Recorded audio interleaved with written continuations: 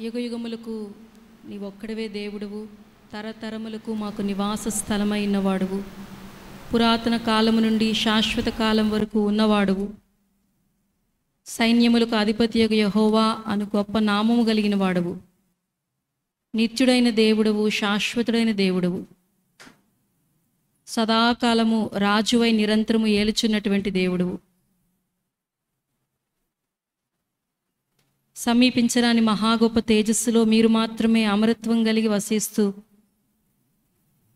మహాపరిశుద్ధుడివై నీతి సూర్యుడివై మా గ్రాహ్యమునకు ఏమాత్రము అందజాలిన వాడవై అగోచరుడువైనటువంటి వాడవు, సర్వవ్యాపివి, సర్వజ్ఞానివి, సర్వశక్తిమంతుడవు, సర్వాధికారం కలిగిన వాడవు, సార్వభౌముడవు.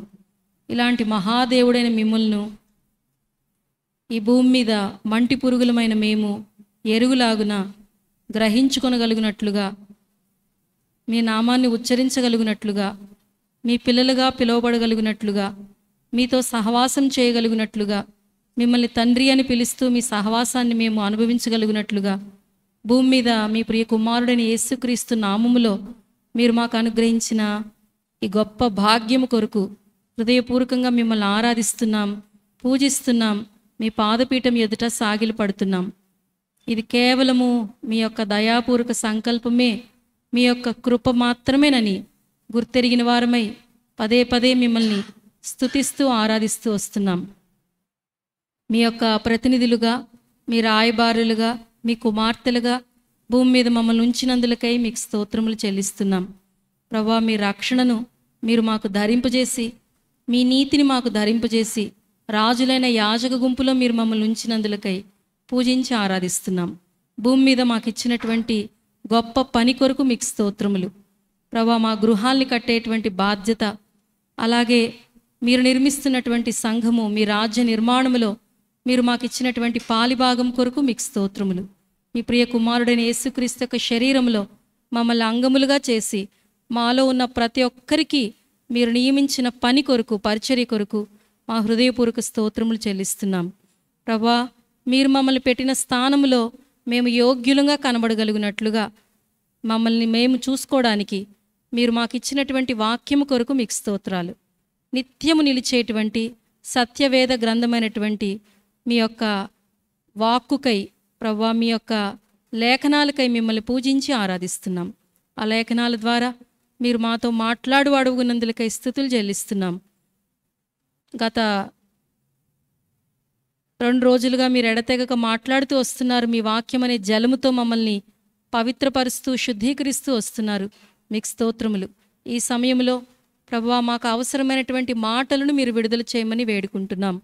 నా మాటలు వట్టివని మీ సన్నిధిలో ఒప్పుకుంటూ నా మాటలన్నింటినీ కొట్టివేయగలరని ప్రార్థిస్తున్నాను. ఆనాడు గాడిదను వాడుకున్నటువంటి దేవుడువు, మీ దాసరాలకు కావలసిన వాక్శక్తిని మీరే అనుగ్రహించండి.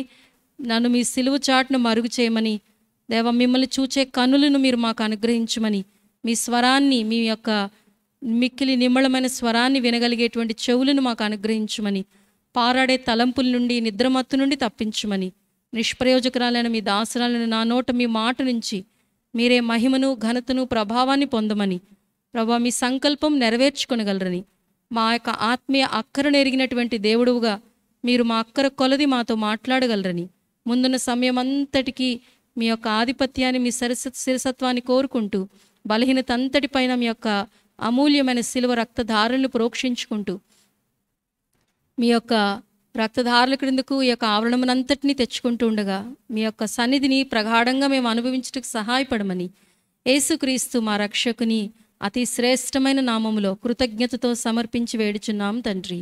ఆమెన్.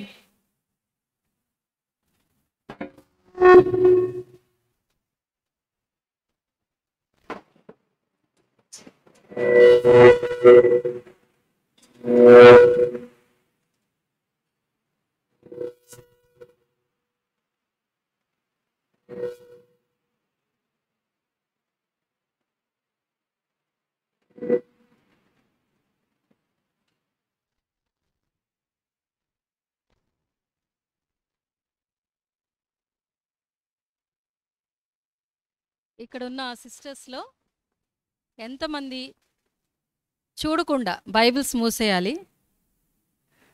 బైబిల్స్ మూసిన తర్వాత అందరూ బైబిల్స్ మూసాక ఒక ప్రశ్న అడగాలనుకుంటున్నాను. ఎంతమంది చూడకుండా మన హోలీ కాన్వకేషన్ యొక్క థీమ్ వర్స్ని చెప్పగలరు? చెప్పగలిగిన వాళ్ళు కూర్చొని చెప్పొచ్చు, నో ప్రాబ్లం. వెనకాల చూసి కాదు.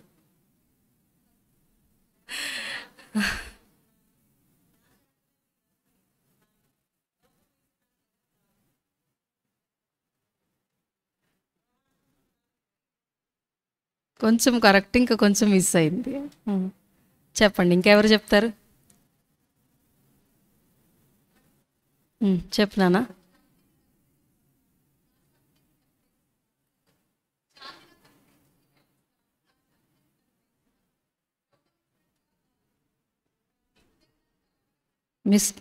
మిస్ అయిపోయినాయి వర్డ్స్. చెప్పండి. స్టార్టింగ్లోనే తప్పు అయిపోయింది. చెప్పండి, ఫస్ట్ స్టార్టింగ్ నుంచి చెప్పండి.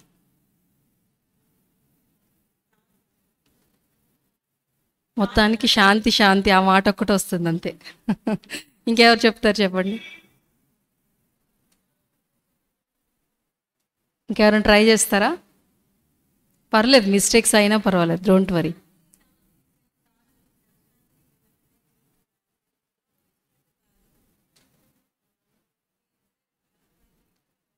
ఒక వర్డ్ తప్పిపోయింది, ఒక వర్డ్ మిస్ అయిపోయింది.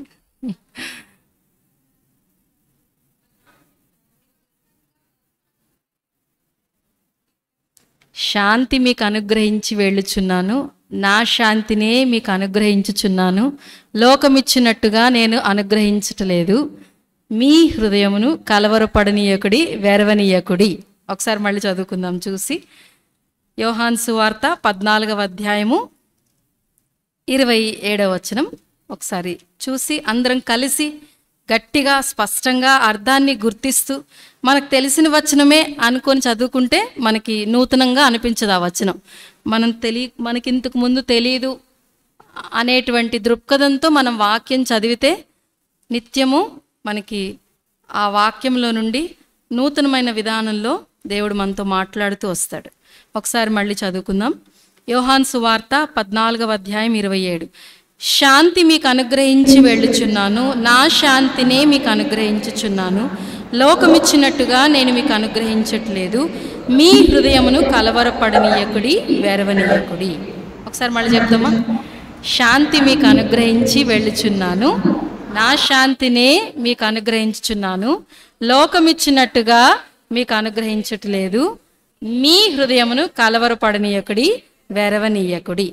యోహాను సువార్త 14:27 వచనం. ఇది కంఠస్థం అయిపోవాలి, ఇది మర్చిపోకూడదు. కాన్వకేషన్స్ అయిపోయిన తర్వాత, ఇంటికి వెళ్ళిన తర్వాత మన లైఫ్ అంతా కూడా ఈ మాటను మనం మన హృదయం పైన గోల్డెన్ వర్డ్స్తో చెక్కుకుందాం. ఎందుకంటే నిన్న చెప్పుకున్నాం కదా, యేసు ప్రభు శిలువ మీద తన ప్రాణం అర్పించబోయే ముందు శిష్యులతో చెప్పినటువంటి ప్రాముఖ్యమైనటువంటి మాట ఇది. అలాగే పునరుద్ధానుడైన తర్వాత శిష్యులతో మొట్టమొదటిగా పలికిన మాట కూడా సమాధానం గురించే. శాంతి గురించి పలికి శిలువ మరణానికి అప్పగించుకున్నాడు. పునరుద్ధానుడైన తర్వాత తిరిగి శాంతి గురించే లేదా సమాధానం గురించే మొట్టమొదటిగా శిష్యులతో మాట్లాడాడు. మన జీవితం అంతటికీ ఎంతో ప్రాముఖ్యమైనటువంటి మాట ఈ శాంతి లేక సమాధానము. నిన్న ఎన్నో విషయాలు మనం చూసుకున్నాం. శాంతి దాత అయినటువంటి దేవుడు లేదా సమాధానకర్తయగు అధిపతి అని పేరు కలిగినటువంటి మన పరలోకపు తండ్రి, మన రక్షకుడు, మన విమోచకుడైనటువంటి మన దేవుడు, ఆయన పిల్లలమైన మనము నిజమైన సమాధానము, నిజమైన శాంతి కలిగి ఈ భూమి మీద జీవించాలి. ఈ భూమి మీద కలతతో కలవరంతో నిండి ఉన్నటువంటి శాంతి సమాధానం అంటే ఏంటో తెలియనటువంటి ఈ లోకంలో నిజమైన శాంతి, నిజమైన సమాధానం కలిగినటువంటి వారముగా, ఆయన ప్రతినిధులుగా, ఆయన ప్రతిబింబాలుగా మనం ఈ భూమి మీద జీవించాలనేది మన దేవుని యొక్క కోరిక, మనల్ని సృష్టించిన సృష్టికర్త అయిన దేవుని కోరిక. మరి ఏ విధంగా మనము ఈ శాంతిని పొందగలమో, అసలు ఈ సమాధానం అనేది, శాంతి అనేది ఎక్కడ ప్రారంభమవుతుంది, శాంతికి సమాధానానికి మూలము ఎవరు, ఏ రీతిగా మనలో ఈ శాంతి సమాధానము ఆరంభమవుతుందనే విషయాన్ని మనము చూసుకున్నాం. ఎప్పుడైతే సమాధానకర్తయగు అధిపతి అయిన దేవునితో మన హృదయము, మన జీవితము కనెక్ట్ చేయబడుతుందో, అంటుకట్టబడుతుందో, ఆ క్షణము నుండి మన హృదయంలో పరలోకపు సమాధానము, పరలోకపు శాంతి అనేది కుమ్మరించబడుతుంది.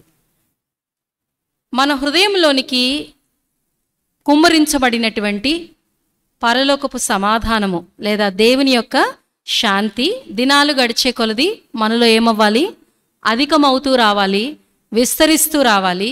దాన్నే మనము వాక్యంలో చదువుకున్నాం. ఈ సమాధానం ఎలా ఉండాలి, మనలో ఎలా ఉండాలి? యెషయా గ్రంథం 66లో మనం చదువుకున్నాం కదా. ఎలా ఉండాలి? నది వలె ఉండాలి, నది వలె ప్రవహించాలి. నది వలె ఈ సమాధానము, ఈ శాంతి మనలో ప్రవహించాలి. మనలో ఈ శాంతి సమాధానము దినాలు గడిచే కొలది విస్తరిస్తూ రావాలి. విస్తరించాలంటే ఏం చేయాలి? మనలో ఉన్న లోటుపాట్లు ఏంటి, మనం ఏ రీతిగా జీవించాలి అనే విషయాల్ని మనం వాక్య వెలుగులో చూసుకుంటూ వచ్చాం. ఈ సమాధానం మనలో విస్తరించాలంటే మనము దేవుని కృప మీద ఆధారపడాలి, అలాగే దేవుని నీతి మీద మనము ఆధారపడాలి. అంతేకాకుండా మనము దేవుని వాక్యాన్ని ప్రేమించేటువంటి ప్రేమికులంగా లేదా లవర్స్ ఆఫ్ గాడ్స్ వర్డ్, దేవుని వాక్యాన్ని ప్రేమించేటువంటి వారంగా మనం ఉండాలి. తద్వారా ఆయన స్వరాన్ని మనం వినగలుగుతాము. తద్వారా మన విశ్వాసంలో మనము అభివృద్ధి పొందే వారంగా ఉంటాము. దాన్ని బట్టి ఈ సమాధానం అనేది మనలో ఏమవుతుంది, విస్తరిస్తుంది, అభివృద్ధి చెందుతుంది. నది వలె ఈ సమాధానం మనలో ప్రవహిస్తుంది అని మనం నేర్చుకున్నాం. అంతేకాకుండా మరి ఈ సమాధానానికి ఒక శత్రువు ఉన్నాడు. ఈ సమాధానాన్ని భంగపరచడానికి ఒకడు అహోరాత్రులు అహర్నిశలు పనిచేస్తూ ఉంటాడని మనము చూసాం కదా. ఎవరు? మన విరోధి, మన వైరి అయినటువంటి అపవాది. మనలో ఉన్నటువంటి దేవుని సమాధానాన్ని భంగపరచడానికి, దేవుని సమాధానాన్ని దొంగిలించటానికి, మనల్ని మోసపుచ్చటానికి దివారాత్రులు వాడు పనిచేస్తూనే ఉంటాడు. అలసట లేకుండా 24/7 పనిచేస్తూనే ఉంటాడు. అయితే మనము వాడిని ఓడించాలి అంటే ఒకే ఒక్క సాధనం, ఒకే ఒక్క సీక్రెట్. ఏమని తెలుసుకున్నాం, ఏమని నేర్చుకున్నాం? సైతాన్ని ఓడించాలంటే మనకు ఏమవసరం? సమాధానము. మనము ఎన్ని మర్మాలు విప్పి చూపించగలిగినా, ఎంతసేపు బైబిల్ చదువుకున్నా, ఎంతసేపు మనం ప్రార్థనలో ఉన్నా, ఎంతసేపు మనం సేవ చేసినా అవన్నీ కూడా సెకండ్ ప్లేస్కే వస్తాయి. ఫస్ట్ ప్లేస్లో మన సమాధానం దొంగిలించబడకుండా, మనం సాతాను చేత మోసగించబడకుండా మన సమాధానాన్ని మనం కాపాడుకోవాలి. లేదా మనం దైవ సమాధానం కలిగి జీవించాలి. దేవుని సమాధానం, దేవుడిచ్చే శాంతి మనలో విస్తరించాలి, అభివృద్ధి చెందాలి అంటే ఒకే ఒక్క సీక్రెట్ ఏంటి? దేవుడు మనకిచ్చినటువంటి సమాధానాన్ని కాపాడుకుంటూ రావాలి. కాపాడుకొనుట యందు మనం ఏం కలిగి ఉండాలి? శ్రద్ధ కలిగి ఉండాలి, జాగ్రత్త కలిగి ఉండాలి. అందుకే మరి లోకంలో ఒక మాట చెప్తూ ఉంటారు, it is better to lose an argument than to lose a person. అంటే జీవితంలో మనకి ఎన్నో వాగ్వివాదాలు మన దైనందిన జీవితంలో వస్తూ ఉంటాయి. ఆ వాగ్వివాదాల్లో మానవ నైజం ఏమంటుంది? నేను గెలవాలంటే నేను గెలవాలి. పక్కనోళ్ళు ఎదురోళ్ళు గెలిస్తే మనకి ఇష్టమా? మన మాటే పై మాట ఉండాలనుకుంటాం. మనం చేసేదే, మన చెయ్యే పై చేయి ఉండాలని అనుకుంటాం. మన నైజం అది. కానీ దేవుని బిడ్డలముగా, దేవుని కుమార్తెలంగా దేవుని శాంతి మనము కలిగి ఉండాలి. దేవుని సమాధానం మనలో విస్తరిల్లాలి, మనలో అభివృద్ధి చెందాలి అంటే మనం ఒక పని చేయాలి. మనము ఆ వివాదంలో ఓడిపోయిన వారంగా పరిగణింపబడిన ఓకే, కానీ మనము ఎవరిని పోగొట్టుకోకూడదు? వ్యక్తిని పోగొట్టుకోకూడదు. We can lose an argument, no problem, కానీ we cannot lose a relationship, we cannot lose a person. ఇది ఫ్యామిలీ లైఫ్లో, అలాగే మన అఫీషియల్ లైఫ్, మనం ఉద్యోగం చేసేటువంటి పనిచేసేటువంటి ప్రాంతంలో అయినా, మన కుటుంబంలో అయినా, మన యొక్క నెలవరుల మధ్య అయినా, మన స్నేహితుల మధ్య అయినా, ఎవరి మధ్య అయినా ఈ మాట 100కి 100 మనకెంతో ఉపయోగపడేటువంటి విషయం ఇది. మనము ఆ వివాదాన్ని విడిచిపెట్టుకున్నట్టు ద్వారా మనం ఓడిపోయిన వారుగా అయినా పరిగణింపబడము మంచిదే. కానీ ఒక వ్యక్తిని, దేవుడు మనకిచ్చినటువంటి వ్యక్తిని, దేవుడు మనకిచ్చినటువంటి రిలేషన్స్ని మనము దేవుని బిడ్డలుగా పోగొట్టుకోకూడదు. యేసు ప్రభు కూడా ఏమంటారు? తండ్రి నాకు ఇచ్చిన వాటిలో నేను వేటిని కూడా, తండ్రి నాకు ఇచ్చినటువంటి గొర్రెల్లో నేను ఒక్క గొర్రెని కూడా పోగొట్టుకొని అంటున్నాడు. కాబట్టి దేవుడు మనకి ఇచ్చినటువంటి వాటి అన్నిటినీ, అవి సంబంధాలు కావచ్చు, మరి ఇచ్చినటువంటి వ్యక్తులు కావచ్చు, మనము ఏం చేయాలి? సమాధానం బంధం చేత వారిని కాపాడుకుంటూ రావాలి. దానికి మనకి తిరిగి సహాయపడేది ఎవరు? సమాధానకర్తయగు దేవుడే. అందుకే మనం చూసాము రోమీలకు రాసిన పత్రిక 16:20లో, సమాధానకర్తయగు దేవుడే సాతానుని మీ కాళ్ళ క్రింద శీఘ్రముగా చితకదొక్కించును. ఎలా చితకదొక్కిస్తాడు? ఎలా మనల్ని గెలిపిస్తాడు అంటే, ఆయన గెలిచాడు సిలువ మీద. యేసు ప్రభు సాతాను యొక్క తలను చితగొట్టి వాడిని ఓడించాడు మన పక్షాన. అయితే ప్రభు ఏమంటున్నారంటే, నేనే కాదు, నా పిల్లలు కూడా నిన్ను ఏం చేస్తారు? ఓడిస్తారు. చూడు, నా పిల్లల ద్వారా కూడా నేను నిన్ను ఓడిస్తాను, లేదా నా ద్వారా నా పిల్లలు కూడా నిన్ను ఓడిస్తారు. వాడి తోకలో ఇంకా ప్రాణం ఉంది కదా. మరి సాతానుడు ఏ విధంగా ఏదైనా వనములో ఆదాము హవ్వల్ని మోసపోయాడు ఆదాము హవ్వలు. అయితే యేసు ప్రభు యొక్క సిలువ కార్యం ద్వారా మనము వాణ్ణి జయించాలి, సిలువ శక్తి ద్వారా జయించాలి. సమాధానం కలిగి ఉండుట ద్వారా మన జీవితంలో మనం వాడిని జయించాలి. మన పాదాలతో వాడి తోకను మనము తొక్కాలి. యేసు ప్రభు ద్వారా మన తండ్రి నామములో మనము వాడిని జయించాలి అనేదే దేవుని యొక్క కోరిక, ఆయన హృదయ వాంఛ. కాబట్టి మనము ఎలాంటి జీవితాలను జీవించాలని కోరుకుంటున్నాడు ప్రభు? ఓడిపోయే వారంగానా, జయించే వారంగా. బికాస్ మనం ఎవరిమి? ఓడిపోయిన దేవుని పిల్లలమా, జయించిన దేవుని పిల్లలమా? మన దేవుడు ఎవరు? జయశాలి. కాబట్టి మనము జయించే వారంగా ఉండాలి. కోర్స్ మనము 24 గంటలు ప్రతిరోజు ప్రతి సందర్భంలో జయించలేకపోవచ్చు. మనం మానవ శరీరంలో ఉన్నాం, పడిపోయే ఆస్కారాలు లేకపోలేదు, ఉన్నాయి. కానీ పడిపోయినను మనము ఎవరము? జయించే వారమే. ఎందుకంటే అతడు లేవలేకుండా ఉండడు. ఎందుకంటే యెహోవా అతని చెయ్యి పట్టుకొని ఉన్నాడు అని మనం కీర్తన గ్రంథం 37:24లో మనం చూస్తాం. అలాగే మీకాలో కూడా మనం చూస్తాం. ఏమంటాడు? శత్రువు నా మీద నువ్వు అతిశయించొద్దు, నేను పడిపోయినా సరే దేవుడు నన్ను లేపుతాడు. కాబట్టి మనం ఎల్లప్పుడూ కూడా యేసు ప్రభువును బట్టి ఎక్కడ నిలబడి ఉన్నాము? ఆయన విజయ భూమి మీద నిలబడి ఉన్నాము. కాబట్టి ఈ సమాధానాన్ని కాపాడుకుంటూ మనం ఏం చేద్దాము? ప్రతి సమయంలో, ప్రతి సందర్భంలో యేసు ప్రభు యొక్క మరణ, భూస్థాపన, పునరుత్థానములతో మనమే ఐక్యపరుచుకుంటూ రావాలి. ఐక్యపరుచుకుంటూ వచ్చినప్పుడు మనము జయించే వారంగా, సమాధానాన్ని కాపాడుకునేటువంటి వారంగా ఉంటాం. కాబట్టి సమాధానం అనేది చాలా కాస్ట్లీ. దేవుడు మనకిచ్చినటువంటి పీస్, దేవుడు మనకిచ్చినటువంటి శాంతి, సమాధానము చాలా చాలా చాలా చాలా చాలా చాలా ఖరీదైంది. ఎంత వెచ్చించినా మనం దాన్ని కొనలేము. దేవుడు మనకిచ్చింది, మనకి కానుకగా బహుమానంగా ఇచ్చాడు. దాన్ని మనము కాపాడుకోవాల్సినటువంటి బాధ్యత కలిగి ఉన్నాము. ఆ సమాధానం మనలో విస్తరిల్లినట్లుగా, అభివృద్ధి చెందినట్లుగా జీవించాల్సిన బాధ్యత మనము కలిగి ఉన్నాం. అప్పుడు మాత్రమే మనము మన కుటుంబానికి ఆశీర్వాదంగా ఉంటాము, మన సమాజానికి ఆశీర్వాదంగా ఉంటాము, మన సంఘానికి మనము ఆశీర్వాదంగా ఉంటాం. లేనట్లయితే కాపాడుకునే వారంగా ఉండకపోతే ఆటోమేటిక్గా ఎవరికి చోటిస్తాం? సాతానుకు చోటిస్తాము. వివాదానికి ఆస్పదంగా అయిపోతాం. అది కుటుంబంలో అయినా, సంఘములో అయినా, సమాజంలో అయినా వివాదానికి ఆస్పదంగా అయిపోతాం. వివాదానికి ఆస్పదంగా అయినప్పుడు మనము ఇతరులకు ఆశీర్వాదంగా ఉండగలమా? ఉండలేం. సమాధానపరచువారు ధన్యులు, వారు దేవుని కుమారులు అనబడుదురు అని మనం చదువుతాం. ఆ కుమారత్వంలోనికి మనం ఎదగాలంటే మనం దేనిలో అభివృద్ధి చెందాలి? సమాధానములో అభివృద్ధి చెందాలి. సమాధానపరచువారు ధన్యులు, వారు దేవుని కుమార్తెలు అనబడుదురు అని మనం చదువుకుందాం. మనం దేవుని కుమార్తెలుగా పిల్లల్లాగా ఆ చైల్డిష్ స్టేజ్లోనే కాదు మనం ఉండాల్సింది. దినదినము మనము ఎదిగిన కుమార్తెలంగా ప్రభు మనల్ని చూడాలని ఆశపడుతున్నారు. ఎదిగిన కుమార్తెలుగా మనము ప్రభు కనబడాలంటే, అంటే ఆయన రూపంలోనికి మనం మార్చబడాలంటే మనలో విస్తరించాల్సింది, వర్ధిల్లాల్సింది ఏంటి? దేవుని యొక్క సమాధానం.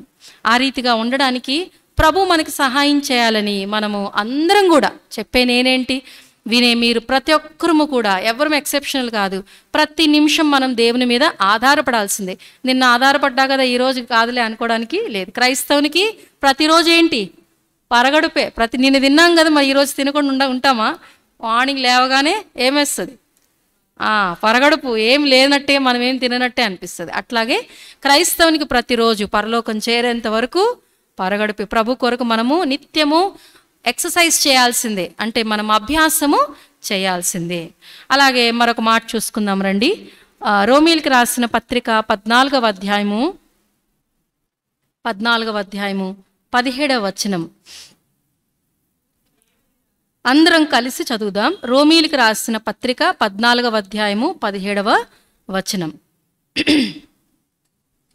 దేవుని రాజ్యము భోజనమును పానమును కాదు గాని నీతియు సమాధానమును పరిశుద్ధాత్మయందలి ఆనందమునై ఉన్నది. ఇక్కడ దేవుని రాజ్యము ఏమయ్యుందో రాయబడింది, ఏమి కాదో అది కూడా రాయబడింది. దేవుని రాజ్యం ఏది కాదు చెప్పండి ఇటు పక్కన సిస్టర్స్. భోజనము పానము కాదు. ఏది మరి ఏమై ఉన్నది? నీతియు సమాధానము పరిశుద్ధాత్మయందలి ఆనందమునై ఉన్నది. దేవుని రాజ్యం ఎక్కడుంది చెప్పండి? దేవుని రాజ్యం ఎక్కడుంది? అక్కడుంది ఇక్కడుంది అని అంటారు. అక్కడ ఇక్కడ లేదు, మీ మధ్యలోనే ఉంది అన్నారు యేసు ప్రభు. ఇంకా చెప్పాలంటే దేవుని రాజ్యం ఎక్కడుందంటే మనలోనే. మన హృదయమే దేవుని రాజ్యం. మన హృదయం అనే దేవుని రాజ్యంలో యేసు ప్రభుకి మనం ఏం వేసాం? సింహాసనం. మన హృదయమే ఆయన సింహాసనం అన్నప్పుడు మన హృదయమే ఆయన రాజ్యం. అంటే ఇక్కడ భోజనము పానము దేనికి గుర్తంటే భౌతికమైన విషయాలు, లోక సంబంధమైనటువంటి విషయాలకు గుర్తుగా ఉన్నాయి. అలాగే మరి నీతి సమాధానము పరిశుద్ధాత్మయందలి ఆనందము దేనికి గుర్తుగా ఉన్నాయి? పర సంబంధమైన విషయాలు, ఆత్మ సంబంధమైనటువంటి విషయాలకు గుర్తుగా ఉన్నాయి. ఎప్పుడైతే మన హృదయంలో మరి దేవుని రాజ్యము భౌతిక సంబంధమైనటువంటి విషయాలతో సంబంధించింది కాదు కానీ ఆత్మ సంబంధమైన విషయాలకు సంబంధించింది కాబట్టి మన హృదయంలో మనము పర సంబంధమైన విషయములు యందు ఆసక్తి కలిగిన వారంగా, అనగా మనము పరిశుద్ధాత్మ యందు పర సంబంధమైనటువంటి వాటి యందు ఆనందిస్తూ ఉన్నప్పుడు మన సమాధానం కూడా విస్తరిస్తూ ఉంటుంది. చాలాసార్లు మన దృష్టి ఎలా ఉంటుంది? కాసేపు పరలోకం, కాసేపు లోకం కావాలి, పరలోకం కూడా కావాలి. అవ్వ కావాలి, బువ్వ కావాలంటాం. అబ్రహాం ఏం చేశాడు? ఎటు చూశాడు అబ్రహాం ఎటు చూశాడు? పునాదులు కలిగిన, అందుకే అంత గొప్పోడు అయ్యాడు. లోతు దేన్ని చూశాడు? లోకాన్ని చూశాడు. మనం కూడా అనేక మార్లు కాసేపు పరలోకం అంటాం అబ్రహాం లాగా, కాసేపు లోతులాగా లోకం. అది ఇది రెండూ కావాలంటే మనలో మనం దేనిలో ఎదగలేము. ప్రభు ఎంతో స్పష్టంగా చెప్పారు కదా, నా శాంతినే మీకు అనుగ్రహించుచున్నాను, లోకమిచ్చినట్టుగా నేను మీకు అనుగ్రహించుట లేదు. లోకములోనే ఉన్నాము కానీ మనము లోక సంబంధులము కాము అన్నట్టుగా బ్రతకాలి. అంతేనా? నేను లోక సంబంధిని కాదు కాబట్టి మీరును లోక సంబంధులు కారు అంటున్నాడు. అంటే లోకంలోనే ఉన్నాం కానీ లోక సంబంధులము కాము అన్నట్టుగా మనము బ్రతకాలంటే మనము వేటి విషయమై ఆనందించాలి? పర సంబంధమైన వాటి విషయమై, ఆత్మ సంబంధమైన వాటి విషయమై మన ఆనందం ఉండాలి. భూ సంబంధమైన వాటి విషయమై కాదు. భూ సంబంధమైన వస్త్రాల విషయమై, భూ సంబంధమైన బంగారము, విలువైన వస్తువుల విషయమై, ఇంటి విషయమై, వాకిలి విషయమై, ఆస్తుల విషయమై. అంటే మన ఆనందానికి అవి ఆధారంగా ఉండడానికి వీల్లేదు. అవి ఆధారంగా ఉంటే అవి పోగానే మన సమాధానం కూడా ఏమవుతుంది? ఇష్కాకి. మన ఆనందానికి, మన యొక్క సంతోషానికి ఆత్మ సంబంధమైనటువంటి విషయాలు, ఆనందానికి, మన సంతోషానికి ఆత్మ సంబంధమైన, పరసంబంధమైన విషయాలు కారణంగా ఉంటే గనక మన సమాధానంలో మనము అభివృద్ధి చెందేవారంగా, దేవుని సమాధానం మనలో ఎప్పుడు నిలిచి ఉండేదిగా, దేవుని సమాధానం మనలో విస్తరించేదిగా ఉంటుంది. మన సమాధానం ఎంత ఉంటుందో మన సమాధానం మీదే దేవుని రాజ్యములో మన పాలిభాగం కూడా ఆధారపడి ఉంటుంది. దేవుని రాజ్యములో, ఇప్పుడు రాజ్యములోకి ప్రవేశము దేవుడు మనకి ఇచ్చాడు యేసుప్రభు. కానీ అక్కడ మనకి ఎంత మహిమ ఉంటుంది, మన ఇల్లు ఎలా నిర్మించబడుతుంది అనేది ఎవరి మీద ఆధారపడి ఉందండి? రక్షించుకునేది నువ్వే, ఇల్లు కట్టాల్సింది, నాకు మహిమ ఇవ్వాల్సింది కూడా అన్నీ హై రేంజ్లో కోరుకుంటాం, మనమేం పని చేయకుండా. అది సాధ్యమా? రక్షణ ఉచితము, కానీ అక్కడ మహిమ ఎవరి మీద ఆధారపడింది? మన మీద ఆధారపడింది. మనం ఎంత ప్రయాసపడతామో ప్రభు కొరకు, ఎంత కష్టపడతామో, ప్రయాసపడతామో, ఎంత అభ్యాసం చేస్తామో అంత మహిమ అనేది దేవుడు మనకు అక్కడ ఇస్తాడు. అందుకే అక్కడ కట్టబడే మన ఇంటి కోసం మెటీరియల్ ఎక్కడి నుండి సప్లై చేస్తాం? లోకం నుండే సప్లై చేయాలి. ఎలాంటి మెటీరియల్ని మనం సప్లై చేస్తామో ఆ మెటీరియల్తోనే మనకి ఇల్లు కడతాడు అక్కడ దేవుడు. మనము కాస్ట్లీ మెటీరియల్ సప్లై చేసామనుకోండి భూమి మీద నుండి, అంటే ప్రభు కొరకు ఎంతో ఆసక్తి కలిగి నాణ్యంగా మనం బ్రతికితే అక్కడ మనకి ఎంతో గొప్ప నివాసం అనేది, ఎంతో గొప్ప మహిమ అనేది దొరుకుతుంది. ఆషామాషిగా విషివాషి క్రిస్టియన్గా, అంటే అవ్వ కావాలి, బువ్వ కావాలి, లోకం కావాలి, పరలోకం కావాలన్నట్టుగా మంచిగా హాయిగా మన ఇష్టాన్ని నెరవేర్చుకుంటూ మనం జీవించామనుకోండి, అక్కడ ఉండే ప్రతిఫలం కూడా అలాగే ఉంటుంది. కాబట్టి మనము పరిశుద్ధాత్మ యందలి ఆనందము కలిగి పరసంబంధమైన వాటి విషయంలో మనం ఆనందిస్తూ, పరసంబంధమైనటువంటి ఆత్మ సంబంధమైన వాటి మీద మన దృష్టిని నిలిపి మనం జీవించినట్లయితే ఈ సమాధానంలో మనం వర్ధిల్లే వారంగా ఉంటాం. తద్వారా దేవుని రాజ్యములో మనము అధికమైన పాలిభాగము పొందేటువంటి వారంగా ఉంటాము. అంటే ఒక మాటలో చెప్పాలంటే, అంటే లోకంలోనే ఉన్నాం, లోక సంబంధులం కాము అని చెప్పుకున్నాం కదా. నేను లోక సంబంధిని కానట్టు మీరు లోక సంబంధులు కారు అన్నాడు ప్రభు. అలాగే మనం లోకములో ఉన్నాము, కానీ లోకములో ఉంటే ఏం అనుభవిస్తున్నట్టు? పరలోకాన్ని అనుభవిస్తున్నట్టు. అంతేనా? లోకంలోనే ఉన్నాము, కానీ మన శరీరం ఇక్కడుంది, కానీ మన మనసు అంతా ఎక్కడ విహరిస్తుంది? ఏమన్నాడు ప్రభు?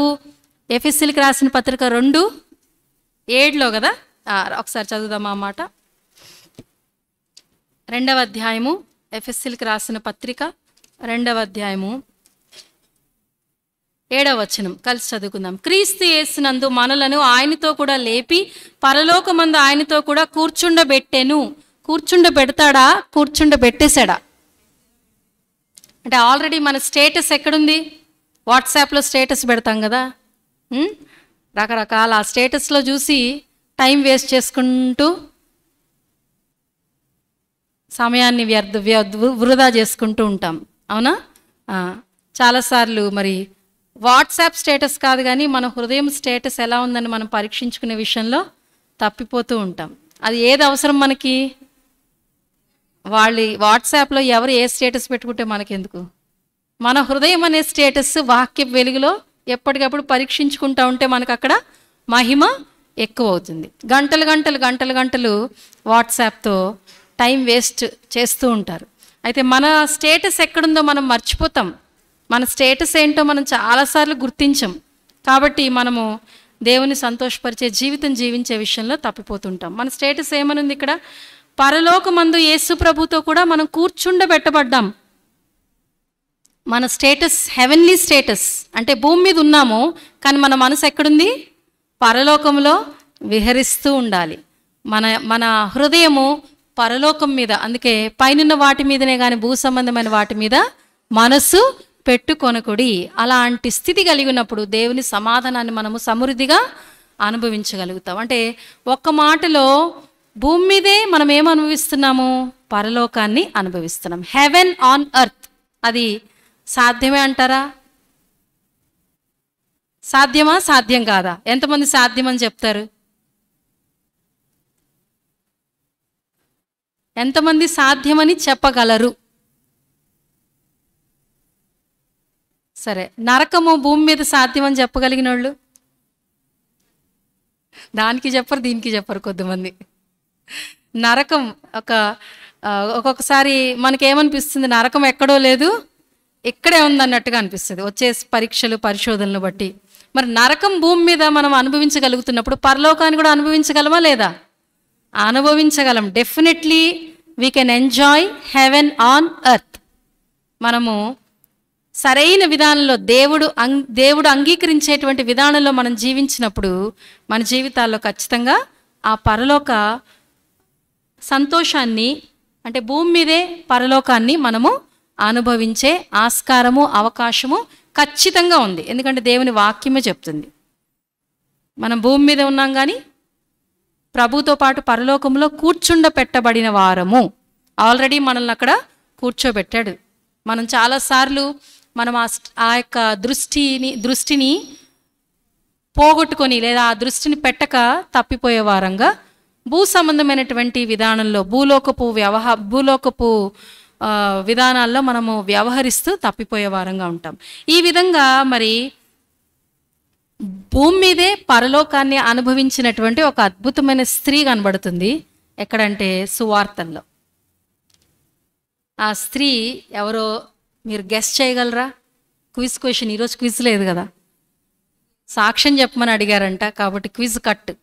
లాస్ట్లో టైం ఉంటే కొంచెం చెప్తాను. చెప్పండి.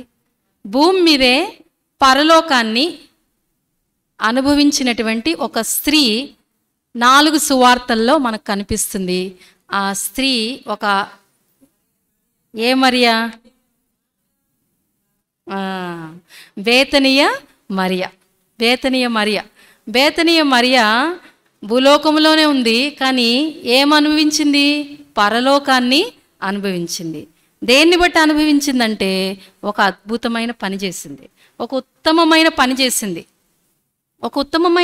పని చేసి ఆమె భూలోకంలోనే పరలోకాన్ని అనుభవించి యేసు ప్రభు ద్వారా గొప్ప సర్టిఫికెట్, గొప్ప మెప్పు, గొప్ప అప్రిసియేషన్ పొందుకుంది.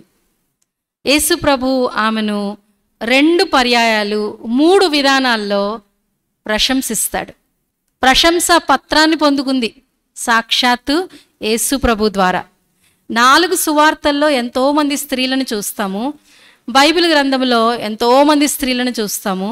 నూతన నిబంధనలో మరి ముఖ్యంగా రోమీలకు రాసిన పత్రిక ఆఖరి అధ్యాయంలో అపోస్తలుడైన పౌలు ప్రశంసిస్తూ అనేక మంది స్త్రీలను గురించి ప్రస్తావిస్తారు. బైబిల్ అనేక మంది స్త్రీలను గురించి ప్రశంసిస్తూ మాట్లాడుతుంది. కానీ ఈ స్త్రీ గొప్పతనం, బేతనీయ మరియా యొక్క గొప్పతనం ఏంటంటే సాక్షాత్తు యేసు ప్రభువే తన నోటితో ఆమెను ప్రశంసించి ఒక ప్రశంసా పత్రాన్ని ఎన్నిసార్లు ఇచ్చాడు? 2 సార్లు ఇచ్చాడు. 3 విధానాల్లో, అంటే 2 సందర్భాల్లో 3 విధానాల్లో ఆమె గురించి ప్రశంసిస్తూ మాట్లాడినట్లుగా మనము 4 సువార్తల్లో చూడొచ్చు. ఎంత గొప్ప స్త్రీ కదా! నిజంగా ఈమె చరిత్రలో చిరస్థాయిగా మిగిలిపోయింది. ఒక గొప్ప పని చేసింది. దీని అంతటికీ కారణం ఏంటి? 4 సువార్తల్లో ఆమె పేరు ఎన్నిసార్లు కనబడుతుంది చెప్పగలరా? ఇది కూడా ఒక క్విజ్ క్వశ్చన్. ఇటు పక్కన ఉన్న వాళ్ళు చెప్పండి. 4 సువార్తల్లో ఆమె పేరు బేతనీయ మరియా ఎన్నిసార్లు ప్రస్తావించబడింది?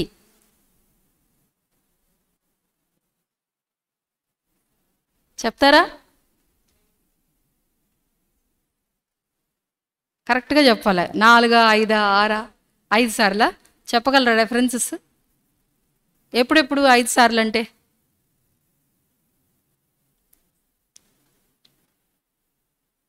సరే, ఓకే, వెరీ గుడ్. 5 సార్లు. ఇంకా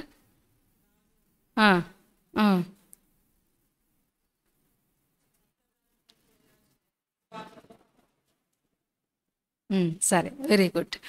5 సార్లు 4 సువార్తల్లో ఆమె పేరు ప్రస్తావించబడింది. ఒక సువార్తలో రాయిస్తే సరిపోయిద్ది కదా. ప్రతి సువార్తలో కూడా పరిశుద్ధాత్మ దేవుడు ఆమెను గురించి గ్రంథస్థం చేయించడానికి ఇష్టపడ్డాడు. ఆమె చేసిన పని అంత సంతోషపరిచింది రక్షకుణ్ణి, దేవుణ్ణి, హృదయాన్ని అంత హత్తుకుంది. ఎవరు? మరియ చేసిన పని దేవుని హృదయాన్ని అంతగా ఆకర్షించింది. కాబట్టి ప్రతి సువార్తలో 3 సువార్తల్లో ఆమె చేసినటువంటి పని గురించి ఎంతో విపులంగా ఆ చేసిన విధానం అంతటినీ కూడా పరిశుద్ధాత్మదేవుడు గ్రంథస్థం చేయించాడు. తర్వాత 4 సువార్తల్లో ఆమె పేరు ప్రస్తావించబడింది. ఎన్నిసార్లు? 5 సార్లు ప్రస్తావించబడింది. చరిత్రలో చిరస్థాయిగా మిగిలిపోయింది. ఈ రోజుకి, ఆ రోజు నుండి, అంటే ఈమె ఎప్పుడుంది? 1st సెంచరీలో ఉంది. అవునా? యేసు ప్రభు పుట్టినప్పుడు భూమి మీద 2023 సంవత్సరాలుగా ఆమె గురించి చదువుతూనే ఉన్నారు, ఆమె గురించి చెప్పుకుంటూనే ఉన్నారు, ఆమె ద్వారా స్ఫూర్తి పొందుతూనే ఉన్నారు. దేన్ని బట్టి? ఆమె ఒక ఉత్తమ పైన పని చేసింది. ఎక్సలెంట్ అని అనిపించుకుంది. వెరీ గుడ్, అవుట్ స్టాండింగ్ బేటా, నువ్వు ఎక్సలెంట్ అని అనిపించుకుంది ప్రభుతోనే ఎక్సలెంట్ అనిపించుకుందంటే ఎంత గ్రేట్ హీరోయిన్ కదా. ప్రభువునే సంతోషపరిచింది. ప్రభువు చేత ఆమె అంత గొప్ప ప్రశంస పొందింది. వెరీ గుడ్, ఎక్సలెంట్ అన్నాడు యేసుప్రభు ఆమెను. దేన్ని బట్టి అన్నాడు చూడండి. లూకాసు వార్త ఆమె చేసినటువంటి, ఆమె ఇంత గొప్ప ఘనత పొందుకొని చరిత్రలో ఒక ఎవర్ లాస్టింగ్ పర్సనాలిటీగా, ఒక చిరస్థాయిగా తాను చరిత్రలో నిలిచిపోవడానికి ఒకే ఒక కారణం ఏంటంటే ఆమె చేసినటువంటి ఉత్తమమైన పని. లూకాసు వార్త 10వ అధ్యాయము 39వ వచనంలో మనం చదువుకుంటాం, చూస్తాం రండి. 39వ వచనంలో 2వ భాగం చదువుదాం. ఈమె యేసు పాదముల యొద్ద కూర్చుండి ఆయన బోధ వినుచుండెను. ఈమె ఏం చేసింది? యేసు ప్రభు యొక్క పాదములను ఏర్పాటు చేసుకుంది. యేసు ప్రభు యొక్క పాదముల దగ్గర ఉన్నటువంటి ఐశ్వర్యాన్ని ఆమె గుర్తించింది. యేసు ప్రభు యొక్క పాదములను ఎంతో ప్రియమైనవిగా చేసుకుంది. యేసు ప్రభు యొక్క పాదములను ఒక గొప్ప విశ్వవిద్యాలయంగా ఆమె భావించి యేసు ప్రభు యొక్క పాదాలను ఆమె ఏర్పాటు చేసుకుని జీవితంలో ఒక ఉత్తమమైన పని, the best thing, excellent thing, ఉత్తమమైనటువంటిది చేసి ఆమె ప్రభు ద్వారా గొప్ప ప్రశంస పొందింది. ఒక మాటలో చెప్పాలంటే యేసు ప్రభు పాదాలతో మరియా చాలా క్లోజ్ అసోసియేషన్ కలిగినటువంటి స్త్రీ. అంటే యేసు ప్రభు పాదాలు ఎక్కడ కనబడతాయో అక్కడ ఎవరు కనబడతారు? మరియ కనబడుతుంది. మరియ ఎక్కడ కనబడుతుందో అక్కడ ఎవరు కనబడతారు? యేసు ప్రభు పాదాలు కనబడతాయి. మనం అంటూ ఉంటాం కదా, జనరల్గా 2 ఫ్రెండ్స్ ఉన్నారనుకోండి, ఒక ఫ్రెండ్ కనిపిస్తే, మా దగ్గర 2 బుడ్డోళ్ళు ఉన్నారు, ఎంత ఒక్కొక్కరికి 4 years, 2 పేరు శ్రేష్ఠ అనే, 2 హేమలు, ఒకళ్ళు మించినోళ్ళు ఒకళ్ళు అనమాట. ఆ తెలివితేటలు ఎక్కడి నుండి వచ్చాయో అర్థం కాదు. ఒక శ్రేష్ఠ కనబడితే ఇంకో శ్రేష్ఠ ఉండాల్సిందే. అంటే వాళ్ళిద్దరు కలిసి కనబడాల్సిందే కదా. అట్లా క్లోజ్గా ఉన్న ఫ్రెండ్స్ని మనం చూస్తూ ఉంటాము. ఒకళ్ళు కనిపించిన ఇంకోళ్ళు కనబడకపోతే ఏమంటాము? వేర్ ఈజ్ యువర్ ఫ్రెండ్ అని మేము అలాగ అడుగుతాం. వేర్ ఈజ్ యువర్ ఫ్రెండ్ అంటే ఏదో స్టోరీ, దాని పెద్ద స్టోరీ చెప్తారు. మళ్ళీ కలిసే ఉంటారు ఎప్పుడైనా కనబడకపోతే. అంటే నేను చెప్పదలిచింది ఏంటంటే, యేసు ప్రభు పాదాలని మరియని ఏం చేయలేము, విడదీయలేము అన్నట్టుగా మనకి ఈ 5 సందర్భాల్లో కనబడుతుంది. మొట్టమొదటి సందర్భం మనం చూసాము. మొట్టమొదటిగా లూకాసు వార్త 10:39లో ఆమె యేసు ప్రభు పాదముల యొద్ద కూర్చొని అక్కడ ఏం చేస్తుందంటే ఆయన బోధ వింటుంది. ఆయన పాదాల దగ్గర కూర్చొని వింటుంది. మరియకి చాలా ఇష్టమైంది ఏంటంటే యేసు ప్రభు పాదాల దగ్గర హాయిగా, సమాధానంగా, పీస్ఫుల్గా కూర్చొని ఆయన మాటలను వినడం. ఒక్కసారి ఈ మాటలు మనం చదువుకుందాము. 38 నుండి ఫాస్ట్గా 42 వరకు మనం చదువుకుందాం. తెలిసిన మాటలే కానీ అర్థాన్ని గుర్తిస్తూ చదవండి. అంతట వారు ప్రయాణమైపోవచ్చుండగా ఆయన ఒక గ్రామంలో ప్రవేశించును. మార్తాను ఒక స్త్రీ ఆయనను తన ఇంట చేర్చుకొనెను. ఆమెకు మరియాను సహోదరి ఉండెను. ఈమె యేసు పాదముల యొద్ద కూర్చుండి ఆయన బోధ వినిచుండెను. మార్త విస్తారమైన పని పెట్టుకొనుట చేత తొందరపడి ఆయన యొద్దకు వచ్చి, ప్రభువా, నేను ఒంటరిగా పనిచేయుటకు నా సహోదరి నన్ను విడిచిపెట్టినందున నీకు చింత లేదా? నాకు సహాయం చేయమని ఆమెతో చెప్పమనను. అందుకు ప్రభు, మార్తా మార్తా, నీవు అనేకమైన పనులను గురించి విచారము కలిగి తొందరపడుచున్నావు గాని అవసరమైంది ఒక్కటే, మరియ ఉత్తమమైన దాన్ని ఏర్పరచుకున్నది ఆమె యొద్ద నుండి తీసివేయబడదని ఆమెతో చెప్పెను. ఇక్కడ ఇద్దరు స్త్రీలు మనకు ఎంతో పరిచయమైన స్త్రీలు కదా, మార్తా ఇంకా మరియ. ఇప్పుడు మార్త అనగానే మనకి ఎలాంటి పిక్చర్ వస్తుందంటే ఆమె పనిలో నిమగ్నం అయిపోయినటువంటి స్త్రీ. మరియ అనగానే ఇంకా ఏం పని లేకుండా యేసు ప్రభు పాదాల దగ్గరే కూర్చొని వాక్యం వింటుంది అని మనకి చాలాసార్లు అనిపిస్తూ ఉంటుంది. కానీ మనం ఆలోచిస్తే, కొంచెం లోతుగా ఆలోచిస్తే మనకేమర్థమవుతుందంటే, మార్త యేసు ప్రభు పాదాల దగ్గర అంటే వాక్యం చెప్పడానికి, లేదా బేతనీకి యేసు ప్రభు మార్తా మరియా లాజరు వాళ్ళ ఇంటికి వచ్చినప్పుడు వాక్యం చెప్పడం మొదలుపెట్టినప్పుడు మార్త వినుండదంటారా? మార్త అసలు కూర్చొని ఉండదంటారా? యేసుప్రభు దగ్గర విని ఉంటుంది ఖచ్చితంగా. యేసుప్రభు మాటలు వినకుండా ఉండగలుగుతారు? ఆ మాటల్లో ఏముంది? జీవం ఉంది. ఆ మాటల్లో ఆకర్షణ ఉంది. ఆ మాటల్లో ఎంత ఆప్యాయత ఉందో. ఆ మాటలు వినకుండా అయితే ఉండుండదు. ఆ మాటలు వింటుంది కానీ ఆ మాటలతో పాటు ఏం గుర్తొస్తున్నాయి ఆమెకి? పని పాట, తనకున్నటువంటి రెస్పాన్సిబిలిటీస్, బాధ్యతలు, పనులు. ఎందుకంటే ఆమె ఏం పెట్టుకుందని చెప్తున్నాడు యేసుప్రభు? ఏమంటున్నాడు? విస్తారమైనటువంటి పనులు పెట్టుకున్నావు నువ్వు, అనేకమైన వాటిని గురించి, అనేకమైన పనులను గురించి విచారం కలిగి నువ్వు తొందరపడుతూ ఉన్నావు.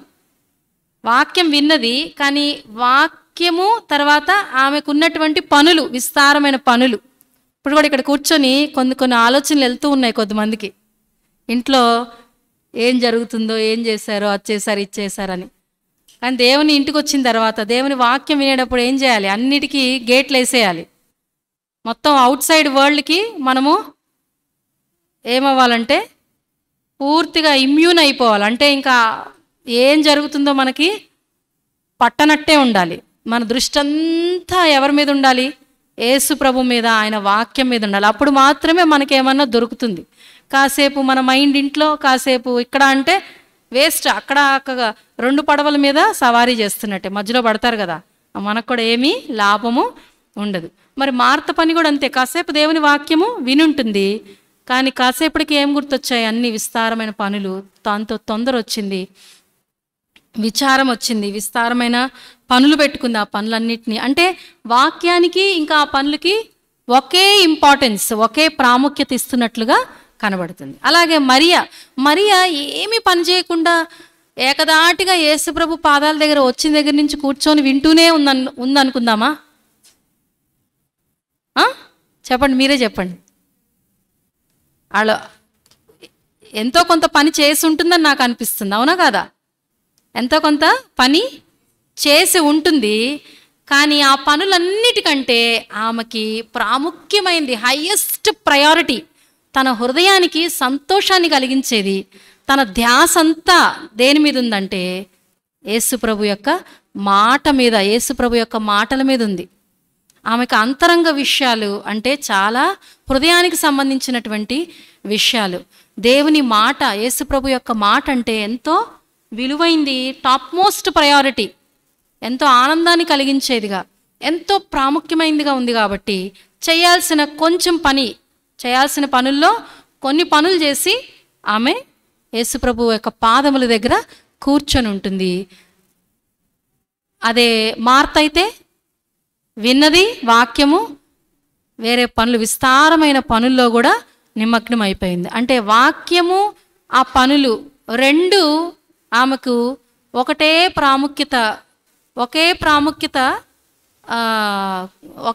ప్రాముఖ్యతనిస్తున్నట్టుగా కనబడుతుంది.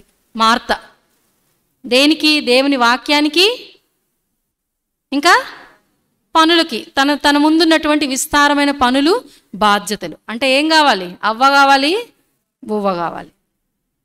అందుకని తొందర వచ్చేస్తుంది. తొందరపడి నేను చదువుకున్నాం కదా మనము, నీ ధర్మశాస్త్రమును ప్రేమించు వారికి ఎంతో నెమ్మది కలదు. ఎంతో నెమ్మది చూస్తున్నామా?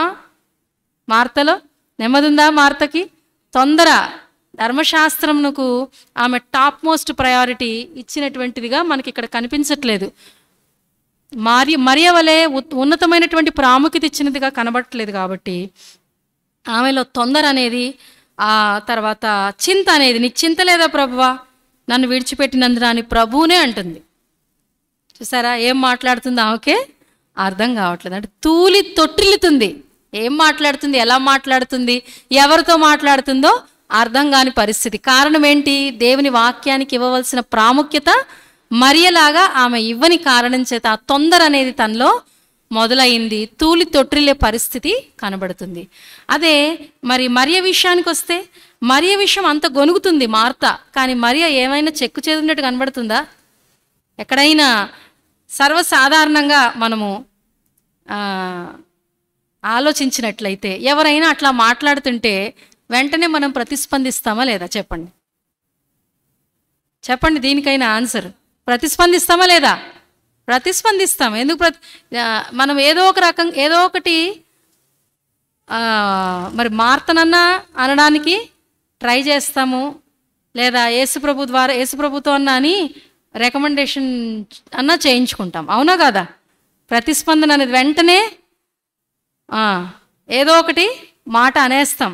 కానీ మరియ ఏమంటుంది? ఇక్కడ ఏమన్నా మాట్లాడుతుందా? మరియలో ఉన్న గొప్పతనం అదే. 5 భాగాల్లో కూడా 5 పర్యాయాలు మనము మరియని ఒక్కసారి నోరిప్పినట్టుగా చూస్తాం. ఆమె తక్కువ మాట్లాడింది, ఎక్కువ పనిచేసింది. మనకు ఉల్టా, మనం ఎక్కువ మాట్లాడతాం, మాట ముందు తొందరగా వచ్చేస్తుంది, తర్వాత పని. కానీ ఆమె తక్కువ మాట్లాడింది, ఎక్కువ పనిచేసింది. ఒక్కసారి మాట్లాడడం మనం చూస్తాం. సైలెంట్ లిసనర్, సైలెంట్గా ఆమె సీరియస్గా యేసుప్రభు యొక్క మాటలు వినేటువంటి స్త్రీగా మనకి కనబడుతుంది. ఒక చోట మాట్లాడుతుంది. ఆ మాట మనం చూద్దాము. మరి ఇక్కడ ఆమె ఎంతో నెమ్మది కలిగిన స్త్రీగా కనబడుతుందా లేదా? మరియా కనబడుతుందా? ఆమెకి ఎంతో నెమ్మది ఉందా లేదా? ఉంది. దేన్ని బట్టి? వాక్యమైనటువంటి యేసుప్రభు పాదాల దగ్గర కూర్చొని ఆమె ఆయన మాటలు వింటూ ఉంది. పరలోకాన్నే భూమి మీద అనుభవించేటువంటి అనుభూతిని తాను కలిగి ఉంటూ ఉంది. కాబట్టి ఆమెలో ఏమి లేదు, తొందర అనేది లేదు, తూలి తొట్టిల్లిపోవడం అనేది లేదు. ఆ గొప్ప నెమ్మదిని, ధర్మశాస్త్రాన్ని ప్రేమించుటను బట్టి ఆ గొప్ప నెమ్మదిని అనుభవిస్తుంది. ఆమెను సమర్థించుకోవడానికి ఏమాత్రమూ ప్రయత్నించట్లే, ప్రయాసపడట్లే. ఆమెను ఎవరు సమర్థిస్తున్నారు? దేవుడే, సాక్షాత్తు యేసుప్రభువే ఆమెను డిఫెండ్ చేస్తున్నాడు, ఆమెను సమర్థిస్తున్నాడు. చూసారా, వాక్యాన్ని ప్రేమిస్తే ఎన్ని లాభాలు కదా మనకి.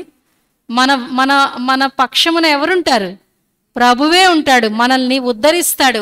మన సైడ్ ఆయన మాట్లాడతాడు. ఎప్పుడు? ఆయన పాదాలని మనము ఏర్పరచుకున్నప్పుడు, అనగా ఆయన వాక్యాన్ని మనము ప్రేమించినప్పుడు మనల్ని ఆయన డిఫెండ్ చేసేవాడిగా ఉంటాడు. అట్లా మార్తని యేసుప్రభువే డిఫెండ్ చేస్తూ ఏమంటున్నాడంటే, మరియ ఉత్తమమైనది ఏర్పాటు చేసుకుంది, అది ఆమె యొద్ద నుండి తీసివేయబడదు. అవసరమైనది ఒక్కటే. ఆ ఒక్కటేంటి? నా పాద సన్నిధి. మొదట ఆయన నీతిని, రాజ్యాన్ని వెతికితే అన్నీ సమకూరుస్తా అన్నాడు. కానీ మనం మొత్తం వెతికి ఆఖరికి దేవుడు, అక్కడ ఏమైపోతున్నాం? ఫెయిల్ అయిపోతున్నాం. అట్లా ఫెయిల్ అయిపోతే మనకి సమాధానము విస్తరిస్తుందా? దేవుని సమాధానం. కాబట్టి మొదట అవసరమైంది ఒక్కటే. కాబట్టి ఒక తీర్మానం చేసుకుందాం, ప్రభువా నేను ఈ రోజు నుండి మరియలాగా అవసరమైంది మాత్రమే నేను చేస్తాను. అనవసరమైనవి మనం చేస్తామా లేదా? నేను అనవసరమైంది ఏది చేయను అనేవాళ్ళు ఎవరైనా చేయొచ్చుతారా? ఎవరైనా నేను అనవసరమైంది అస్సలు నేనేం చేయను అనేవాళ్ళు ఎవరైనా ఎత్తుతారా? ఎవరం లేము. అనవసరమైనవి ఎన్నో మనలో ఉన్నాయి. యేసుప్రభు అంటున్నాడు, అవసరమైంది ఒక్కటే, అవసరమైనవి కొన్నే. అంటే యేసుప్రభు పాదాల దగ్గర కూర్చోడానికి మరియ కొన్ని వదులుకోవాల్సి వచ్చింది. అవసరమైంది మాత్రమే ఆమె చేసుకొని యేసుప్రభు పాదాల దగ్గర కూర్చుంది. అలాగే మనం కూడా అవసరమైనవి ఏంటో గుర్తించి అవి మాత్రమే చేద్దాం. నూతన సంవత్సరం, ఫ్రెష్ బిగినింగ్ కదా మనకిది. ఈ సంవత్సరం అంతా కూడా అనవసరమైన నేను చేయకుండా, అనవసరమైన మాటలు మాట్లాడకుండా, అనవసరమైనటువంటి ఆలోచన చేయకుండా, అనవసరమైనటువంటి ఏవైనా అవి ఖర్చులే కావచ్చు, అనవసరమైనటువంటి వ్యాపకాలే కావచ్చు, అనవసరమైనవి ఏవి నేను చేయకుండా నాకు సహాయం చేయ ప్రభువా అని ప్రార్థన చేసుకుని దేవునికి అప్పగించుకుందాం. దేవుని సహాయం కోరుకుందాం. అవసరమైనవి మాత్రమే. అంటే వాక్యాన్ని మనము మరియ వలె ధ్యానించాలి. మరియ వలె ఆయన పాద సన్నిధిలో యేసుప్రభు యొక్క పాదాలను ఏర్పరచుకొని ఆయన పాదాల దగ్గర కూర్చోవాలంటే కొన్ని మనం వదులుకోవాలి. ఏం వదులుకోవాలి చెప్పండి? స్త్రీలుగా కొన్ని మనం చెప్పుకుందాం. చెప్పండి, ఏం వదులుకోవాలి? యంగ్ గర్ల్స్ ఏం వదులుకోవాలి చెప్పండి? Social media. ఇంకేం వదులుకోవాలి? ముసలమ్మ ముచ్చట్లు వదులుకోవాలి. అనవసరంగా కలిసిన మనం పని లేకుండా మనము అక్కడికి ఇక్కడికి వెళ్ళడము, మాటలు పెట్టుకోవడము, ముసలమ్మ ముచ్చట్లు, తర్వాత టీవీలో రకరకాలుగా అవి ఇవి సీరియల్స్. విశ్వాసులు అయ్యుండి ఏం చేస్తున్నారు? సీరియల్స్ చూస్తున్నారు. విశ్వాసులు అయ్యుండి ఏమో రీల్స్ అంట అవి చూస్తున్నారు. సినిమాలు చూసేవాళ్ళు కొద్దిమంది ఉన్నారు. ఎంత సిగ్గుకరం కదా, ఎంత సిగ్గుకరం. మనం లోక సంబంధులం కాము అన్నప్పుడు లోక సంబంధులం మనకు సంబంధం లేనట్టే ఉండాలి. ఇటు లోకం కావాలి, పరలోకం కావాలి అన్నప్పుడు మన బతుకు కూడా ఎట్లాంటి బతుకు అంటే లోతు బతుకు అయిపోతుంది. గ్యారంటీ. అది నేను చెప్పేది కాదు, వాక్యం చెప్పేది. కాబట్టి ఉంటే నువ్వు వెచ్చగానైనా ఉండు, చల్లగానైనా ఉండు. వెచ్చగా చల్లగా రెండు కలిపి నులివెచ్చకున్నాడు నోట్లో నుంచి ఉమ్మేస్తాను అంటున్నాడు ప్రభు. కాబట్టి ఇంతవరకు జరిగిపోయింది. కానీ ఇప్పుడు ఒక తీర్మానం చేసుకుందాం. అనవసరమైనవి ఏమీ వద్దు నా దగ్గర. అనవసరమైనవి ఏవైతే ఉన్నాయో వాటన్నిటిని నేను తీసి పారేసే బాధ్యత ఎవరిది? మనది. తీసి పారేసిన తర్వాత నిలబెట్టే శక్తి ఎవరిస్తారు? దేవుడు ఇస్తాడు. ఫస్ట్ మనం చేసేది చేయాలి. మనం ఒక స్టెప్ వేయాలి, మిగిలిన స్టెప్స్ అన్నీ ఆయన వేస్తాడు. కాబట్టి మరియలాగా అవసరమైనవి కొన్ని ఏవైతే ఉన్నాయో అవే చేద్దాం. అవసరమైంది ఒక్కటే, ఆయన పాద సన్నిధిని మనం ఏర్పాటు చేసుకుందాం. Everything will follow. ఆవు ఉంటే మన ఇంట్లో మనకేమేమి వస్తాయి? పాలు, పెరుగు, నెయ్యి, వెన్న, పన్నీరు, ఇంకా జున్ను, ఇంకా ఇంకేమైనా ఉన్నాయా? మిల్క్ ప్రోడక్ట్స్ అన్నీ, చీజ్, ఎవ్రీథింగ్ వాట్ నాట్. కాబట్టి ఆయన పాద సన్నిధిని మనం ఏర్పాటు చేసుకుంటే మనకు అన్నీ మత్తయి 6:33 ప్రకారం వస్తాయి. చాలాసార్లు ఈ విషయంలో మనం తప్పిపోయే వారంగా ఉన్నాం. అయితే ఈ రోజున ప్రభు మనల్ని హెచ్చరిస్తున్నాడు. నీకు అవసరమైనవి కొన్నే, కానీ నువ్వు విస్తారంగా వ్యాపకములు పెట్టుకొని నీ జీవితాన్ని, నేను ఇచ్చిన విలువైన జీవితాన్ని వ్యర్థపరుచుకుంటున్నావు. నేను ఇచ్చిన విలువైన సమయాన్ని వ్యర్థపరుచుకుంటున్నావు. విలువైన సమయం, మనకు దేవుడిచ్చిన సమయం ఎట్లాంటిది అంటే ధనము లాంటిది. ఈ రోజుల్లో ధనము కంటే ఏం ముఖ్యమైపోయింది? సమయం ముఖ్యమైపోయింది. రోజుకి ఎన్ని నిమిషాలు ఇచ్చాడు దేవుడు మనకి చెప్పండి? 1440 1440 మినిట్స్ అనే ధనం ఇచ్చాడు మన చేతుల్లో. ఒక సంవత్సరానికి అంటే 365 రోజులు, సుమారుగా 5,25,600 5,25,000 పైన నిమిషాలనే ధనం. సమయం అనేది ధనము. కాబట్టి ఈ సమయాన్ని మనము సద్వినియోగం చేసుకుందాం. దినములు చెడ్డవి గనుక అజ్ఞానుల వలె కాక జ్ఞానుల వలె సమయాన్ని సద్వినియోగం చేసుకుంటూ మనము నడుచుకున్నట్టు ఎందు జాగ్రత్త కలిగి ఉండమంటున్నాడు. జాగ్రత్త అని ఎప్పుడు అంటారు? రోడ్డు క్రాస్ చేసేటప్పుడు జాగ్రత్త అంటాం. ఎందుకంటాం? యాక్సిడెంట్ అయ్యే అవకాశం ఉంది, దొంగలు ఉన్నారు జాగ్రత్త అంటారు, కుక్కలు ఉన్నాయి జాగ్రత్త అంటారు కదా. జాగ్రత్త అని చెప్పినప్పుడు అక్కడ ఏమున్నట్టు? ప్రమాదం ఉంది. ఏంటా ప్రమాదం? మన సమయాన్ని ఎవరు దొంగిలిస్తారు? శత్రువు దొంగిలిస్తాడు. సైతాన్ మన సమయాన్ని దొంగిలిస్తాడు. దొంగిలించడానికే మన విరోధి అయిన సాతాను అపవాది గర్జించు సింహంలాగా తిరుగుతూ ఉన్నాడు. మన సమయాన్ని దుర్వినియోగం చేసి మనము నష్టపోవాలి ఆత్మీయంగా అని. కాబట్టి దేవుడు మన ముందు ఈ ఇయర్ అంతా ఉంచాడు. ఈ ఇయర్ అంతట్లో మనం ఏం చేద్దాం? అవసరమైంది ఏంటో గుర్తిద్దాము. అవసరమైంది ఏంటంటే దేవుని పాదాలు, ఆయన మరియ వలె ఆయన పాదాలు మనం ఏర్పరచుకుందాం.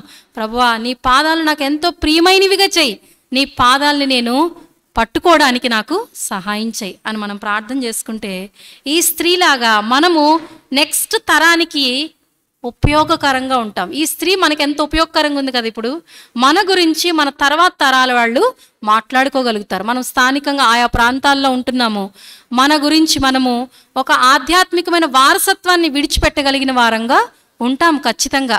మన తర్వాత వచ్చేటువంటి తరాలకి ఏదో బ్రతికేసి వెళ్ళిపోవడం కాదు. ఈ లోకంలో అందరూ బ్రతికేసినట్టు మనం కూడా బ్రతికేసి వెళ్ళిపోవడం కాదు, కానీ మనము ఏం విడిచిపెట్టాలి? ఒక ప్రభావం అనేది విడిచిపెట్టాలి మన కుటుంబంలో, అలాగే మనం ఉండేటువంటి స్థానిక సమాజము, సంఘం, మన చుట్టుపక్కల, మన దేవుడు మనకిచ్చినటువంటి వారి మధ్యలో. అలాగే మరి చూడండి, రెండవదిగా మనము మరియను రెండవ సందర్భంలో యోహాను సువార్త 11వ అధ్యాయము 32లో మనం చూస్తాం. చూడండి, 11వ అధ్యాయంలో ఏం జరిగిందో మనకు తెలుసు. లాజరు చనిపోతాడు. చనిపోయి సమాధిలో పెట్టబడిన 4వ రోజుకి యేసు ప్రభు వస్తాడు. వచ్చినప్పుడు మార్త కలుసుకుంటుంది. మార్త ఏమంటుంది? నువ్వు ఇక్కడ ఉండుంటే, మార్త ఇక్కడ మనం చదవడానికి టైం లేదు కాబట్టి చదవట్లేదు. మార్త యేసు ప్రభువుని కలుసుకొని, నువ్వు ఇక్కడ ఉండుంటే నాకు సహోదరుడు చనిపోయేవాడు కాదు ప్రభువా అని అంటుంది. అంతే, అంతవరకే. తర్వాత ఒక కబురు పంపిస్తుంది, బోధకుడు నిన్ను కలవాలనుకుంటున్నాడు, నువ్వు తన సహోదరి అయిన మరియని రహస్యంగా పిలుస్తుంది. అప్పుడు మరియ వచ్చి ఏం చేస్తుంది చూడండి, 32వ వచనం అందరం కలిసి చదువుదాం. అంతటా మరియ యేసు ఉన్న చోటికి వచ్చి ఆయనను చూచి ఆయన పాదముల మీద పడి, ప్రభువా నీవు ఇక్కడ ఉండిన ఎడల నా సహోదరుడు చావకుండునా నేను. ఇది ఒక్క మాటే ఆమె పలికింది. మిగతా అన్ని చోట్ల సైలెంట్గా ఉంది. ఇందాక మనం చూసాం 10వ అధ్యాయంలో, అక్కడ సైలెంట్గా ఉంది, ఏం మాట్లాడకుండా. ఆమె ఎలా కనబడుతుందంటే ఒక సైలెంట్ లిసనర్గా, ఒక సీరియస్ లెర్నర్గా. అంటే తనెంతో శ్రద్ధతో దేవుని వాక్యాన్ని పఠించేటువంటి స్త్రీగా యేసుప్రభు పాదాల దగ్గర ఆమె కనబడుతుంది. ఇక్కడ ఎలా కనబడుతుందంటే యేసుప్రభు పాదాల మీద పడి ఏడుస్తుంది. యేసుప్రభు పాదాల మీద పడి ఏమంటుంది? ఆయన పాదాలు కనబడగానే ఆ పాదాల మీద ఒక వర్షంలో ఆమె పాదముల మీద అలా పడవేసుకుంది. అంటే she fell down at his feet అని రాస్తుంది. ఒక్కొక్క చోట షీ త్రూ హర్ సెల్ఫ్, అంటే ఆయన పాదముల మీద ఇలా తను తానే పడవేసుకుని ఏమంటుంది? ప్రభువా నీవు ఇక్కడ ఉండిన ఎడల నా సహోదరుడు చావకుండా నేను ప్రభువా అని పిలుస్తుంది. అంటే ఆయన యొక్క సార్వభౌమాధికారాన్ని ఒప్పుకుంటూ, నువ్వు ఇక్కడ ఉన్నట్లయితే నా సహోదరుడు చనిపోయేవాడు కాదు. అంటే తనకు ఒక కష్టం వచ్చింది తన జీవితంలో. తనకు ఒక కష్టం వచ్చినప్పుడు ఆమె ఎవరి పాదాలు పట్టుకుంటుంది? యేసు ప్రభు యొక్క పాదాలు పట్టుకొని, ఆ పాదాల దగ్గర పట్టుకొని ఏడుస్తుంది. చాలాసార్లు మనుషులుగా ఏం చేస్తాము? కష్టం వస్తే ఏం చేస్తాము? వాళ్ళ దగ్గరికి వీళ్ళ దగ్గరికి వెళ్ళి ఎవరెవరినో ఆశ్రయించడానికి, ఏదేదో చేయడానికి ప్రయత్నాలు చేస్తూ ఉంటారు. అన్యులు కాదు, విశ్వాసులు కూడా చెయ్యకూడని ప్రయత్నాలు చేస్తూ ఉంటారు. ఒక గడ్డు సమస్య వచ్చిందనుకోండి, ఆ సమస్య తీరట్లేదు, ఆ సమస్య ఎంత ప్రార్థన చేసినా రిజాల్వ్ అవ్వట్లేదు. అలాంటప్పుడు ఏం చేస్తున్నారు? దేవుని వాక్యానికి విరుద్ధమైనటువంటి విధానాల్లో పోవడానికి కూడా వెనకంచ వేయట్లేదు. ఎంత ప్యాథటిక్ కదా, ఎంత బాధాకరమైనటువంటి విషయం. యేసు నామములో ఉన్న శక్తికి మించిన శక్తి ఏదైనా ఉందా? లేదని తెలిసి కూడా ప్రాక్టికల్గా ఆ పరిస్థితి దగ్గరికి వచ్చేసరికి ఫెయిల్ అయిపోతున్న సందర్భాలు మనం ఎంతోమంది జీవితాల్లో చూస్తూ ఉన్నాము. ఒక్కొక్కసారి మన జీవితాల్లో అలాంటి ఏమన్నా తటస్థిస్తున్నాయేమో పరీక్షించుకుందాం. మనకి ఏదైనా అదే ఎలాంటి సమస్య అయినా, ఎలాంటి గడ్డు పరిస్థితికైనా ఎక్కడ సొల్యూషన్ ఉంది?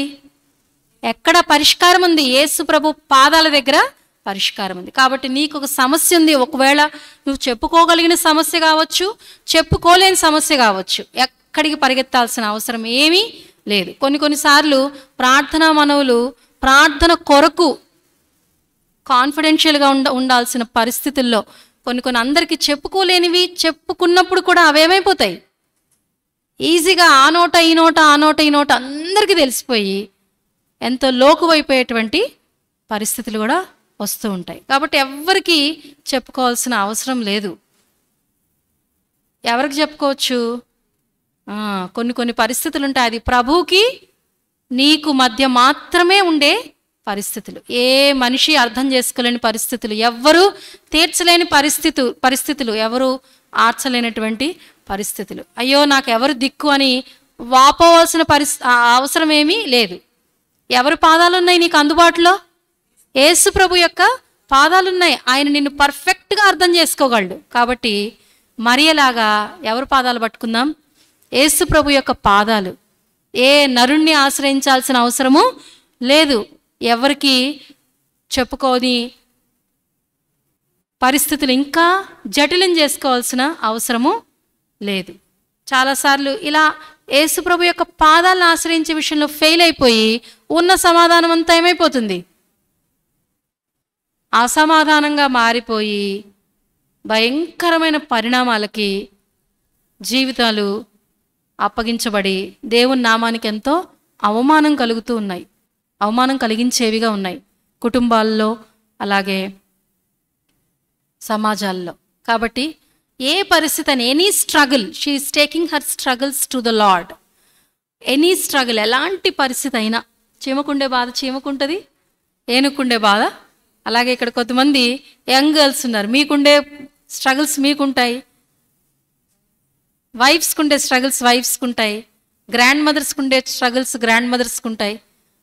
అలా రకరకాల స్టేజెస్లో వయసుల్లో ఉన్న వాళ్ళు వారి సమస్యలు వారికి ఉంటాయి. ఎలాంటి సమస్య అయినా ప్రతి సమస్యకి ఆయన దగ్గర పరిష్కారం ఉంది. కాబట్టి ఆయన పాదాలను ఏర్పాటు చేసుకుందాం.